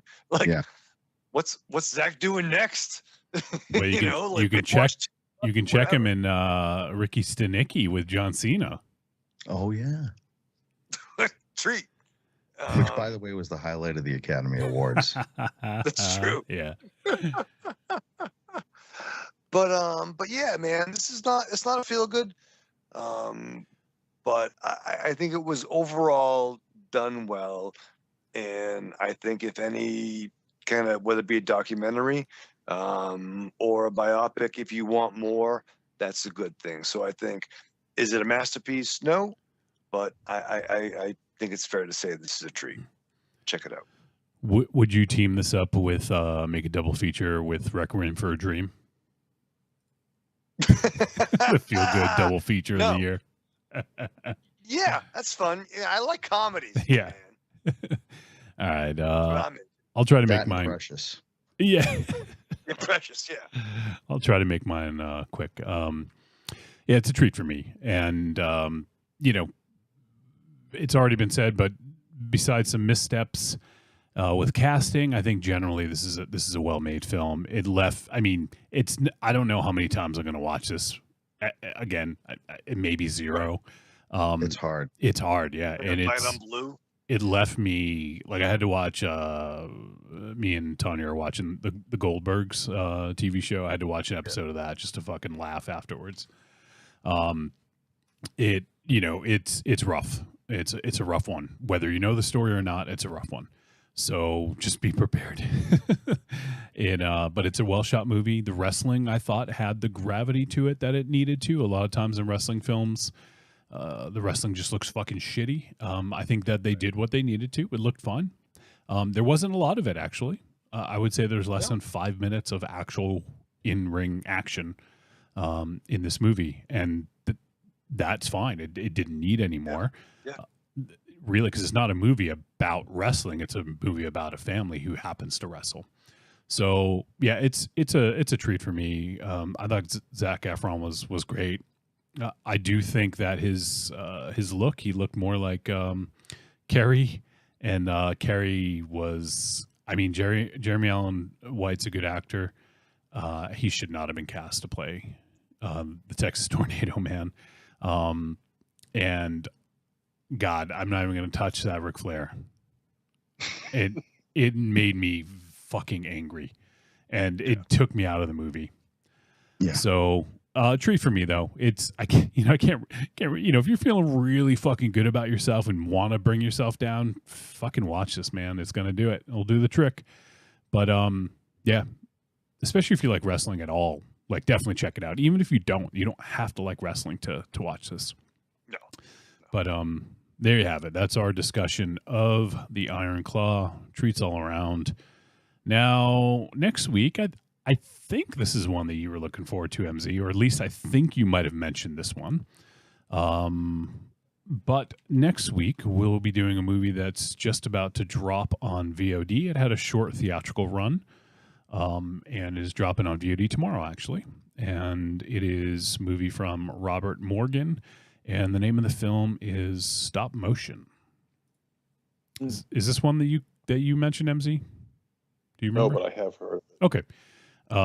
So we're gonna do a movie called Stop Motion, and looks pretty creepy. Looks cool. A stop motion animator struggles to control her demons after the loss of her overbearing mother. So great, some more tragedy, more familial deaths. Oh, good. Yeah, really uplifting movie. So yeah, we'll be doing Stop Motion. It'll be on VOD starting tomorrow, Friday, March 15th. So. Give that a look. Come back. Join us next week as we talk about stop motion. Okay, we do have a couple of voice messages. We'll get through these quick, and then we'll wrap it up. So let's first check in with... Let me turn the volume up here. We got our boy Arkham. Josh. Hey, Trick or Treat Radio guys. It's Arkham Josh here. Just calling in with my thoughts on this week's film. Unfortunately, I still haven't gotten to catch up on last week's film, but definitely plan to. But I was able to call in because I did see Iron Claw in theaters. And now, I will preface this by saying, as you guys know, I'm not, necessarily a wrestling fan. I grew up watching wrestling, and I have a decent general understanding of it and the history and many of its featured people. So I was definitely interested in checking out Iron Claw due to the story and some of the cast. And overall, I thought it was a well-acted and decently told story. I feel that the omission of Chris Von Erich was a bit short-sighted. My understanding is I guess they didn't want the film to seem overlong and redundant, but I don't know. It was already over 2 hours. What would have really been the harm in adding maybe 15 minutes of extra story to it? Plus, I mean, really, let's think about it. It could have been a great, breakout role for Workaholics Adam Devine. But overall, I also thought that the kind of period piece aspects of it worked really well. They clearly did a lot of good work with costuming and everything. It was definitely a very entertaining film, and like I said, I'm familiar with the family story, but not like excessively so. So I'm sure there were other omissions that I'm just not thinking of, or alterations. But overall, I did quite enjoy the film, and I would say it is a treat and a recommend. I definitely look forward to hearing what you guys think about it. And I don't know, hope you guys have a good one, and talk to you soon. Bye. All right, Josh. Great to hear from you, buddy. Anthony, you know Josh, right? Indeed, I do. I actually met him before I met all you guys. Met him down in Rhode Island at a screening of, I believe it was Halloween 1 and 4. Yeah, back in 2013, I believe. Yeah, he's a great dude, and I love his input on film and what he does to further it, too. Absolutely, yeah. Great fucking dude, and he knows his shit. He makes us sound smarter when he's on. So thank you, Josh. Always good to hear from you, buddy, and glad you dug the movie. And I know we talked about it a little bit, but funny enough, like I think for me, I think the omission of Chris is one of the lesser flaws of the movie. Number one, Ric Flair. We don't talk about that anymore, but I think I do agree that I think just one more fucking death might have sent some people over the top. Like, I don't know. Like, I get it. I could hear some woman who's never known about this, or some person in the theater just go, "Are you fucking kidding me?" in the back of the theater, with one more. Yeah. I agree. It might have just been too much. So I understand. Yes, for accuracy's sake, it would have been preferred. I don't know if the director has talked about why he omitted it. I should have looked that up, but it's one of the least of my concerns about this. That overall was a good movie. So, yeah. Thanks, Josh. All right, we got one more. This is from, I think you'll hear when we play it. So I think this is for you, Raven Shadow. Nice. Michael, it's your mother calling. Listen, I'm at the doctor's office, and I've been concerned about you and your friends. So he said he would talk to you about some of the conditions you boys have. Sorry for taking up your time, but we're worried. So here's the doctor. Here you go, doctor. Michael, I would like to talk to you about the amount of drugs that you're doing. It's really easy to get dehydrated, so please make sure you drink yourself some Coke and make sure that you're able to poop. Now, for Johnny, I heard that Johnny not getting enough protein. If you come down to my office, I will give you something to drink, and when you wake up, you'll be full of protein. Now, for Richard, I hear you have elephantitis of the balls, and I just need to make sure that it is your testicles and not just an inflated veiny meat sack. So, come on down to the office, we'll have a drink, and everything will be just fine. Okay, boys, you have a good night. This is your Mambaleo calling. You guys be careful, okay? I love you, booby. I love you too, Mom. But I don't. That's a bad provider. I don't think he should be in your network. He might be out of network. I ain't paying that fucking copay. Yeah, I believe he's non-par. Yeah. Yeah. I mean, he seems to know a lot about us, though. I mean, maybe he's legit, right? No. That's not good. I don't know if I'm more concerned about the doctor or your Mambaleo. Yeah, no, I don't know. I gotta text her. This is bad. This is not good. This is not good. Mambaleo. All right. Well, that's it. Let me actually just double check. Sometimes we get a late voice message. Yeah. Did my dad call him? No. Al didn't call. Did Fritz Did Al call in? No. This is Fritz from the grave. I got a clarinet stuck up my ass. I'm going to rip off your sax and stick him up your ass and give you a fucking iron claw.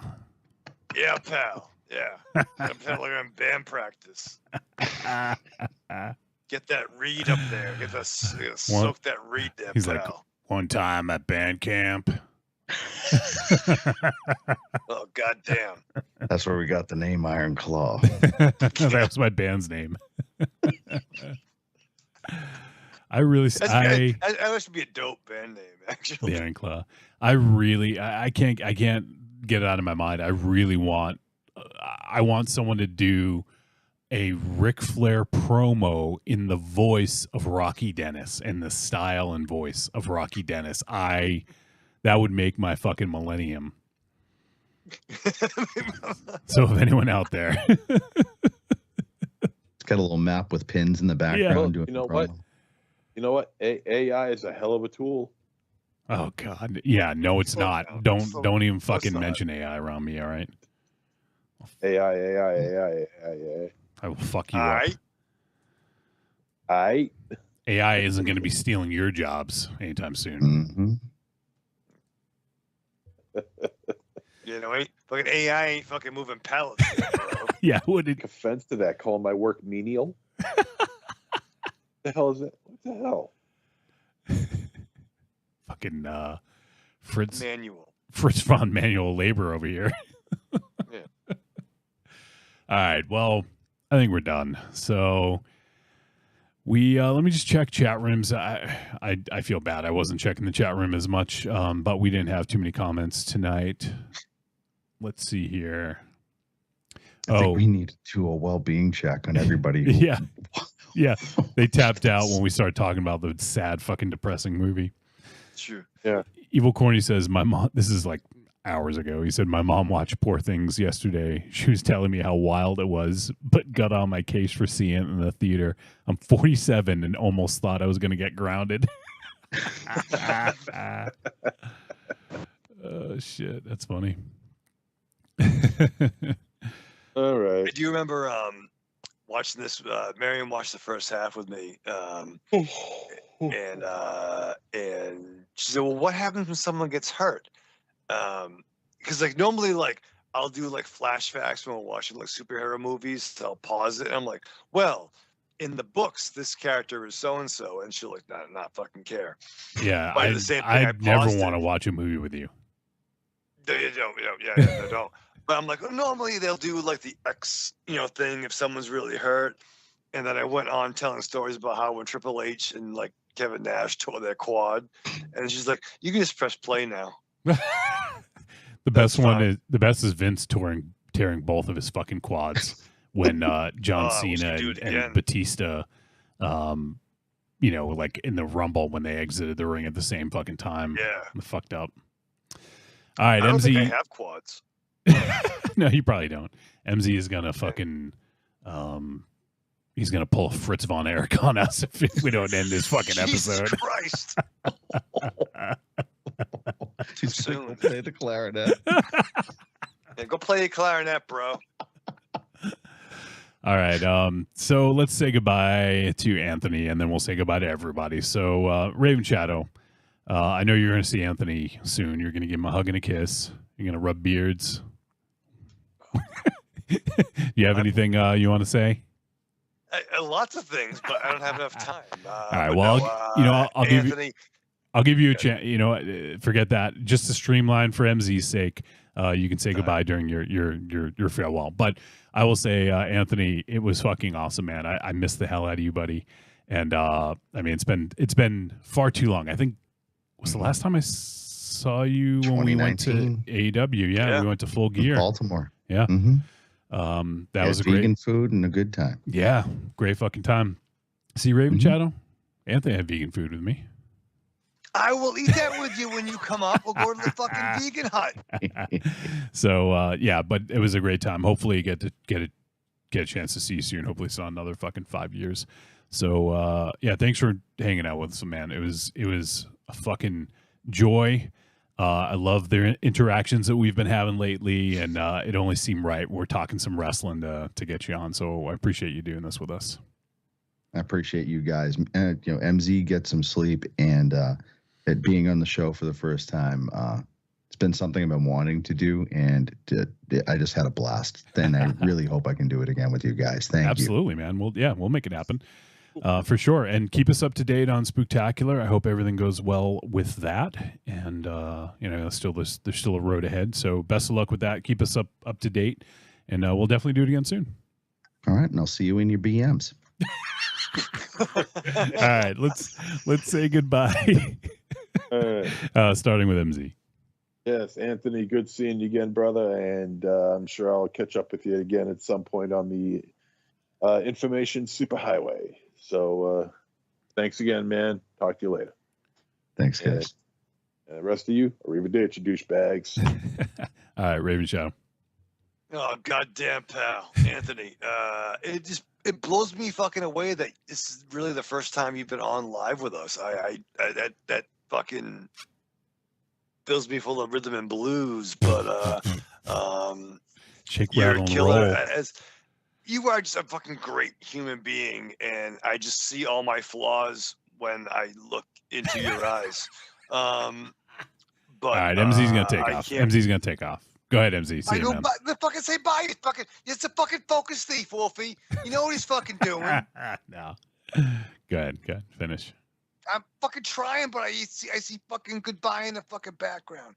But no, Anthony, I can't wait. We can get a steak dinner and watch some wrestling together like grown-ups, and that excites me. Why don't you have vegan food? We'll have whatever the fuck food we have. We'll have fucking a kale dinner. I don't know what they have. Kale dinner. Son of a bitch. At the DCU Center, probably $30 for a fucking Get a kale fucking get a fucking famous bowl. Maybe Dave Barista will serve it to you. I love Dave Barista. Yeah, we'll get some Impossible Burgers. It'll be nice. But for this time and for next time, live fast, love hard, die with your mask on.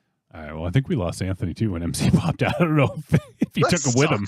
I know, but at least we got a chance to mostly say goodbye. But I'm gonna call him. I'm gonna call who?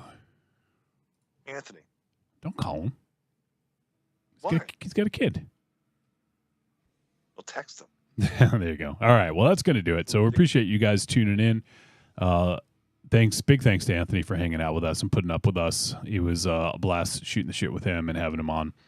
And we'll definitely do it again sometime. So that is going to do it. Next week, remember, we'll be checking out the film Stop Motion. It'll be available on VOD.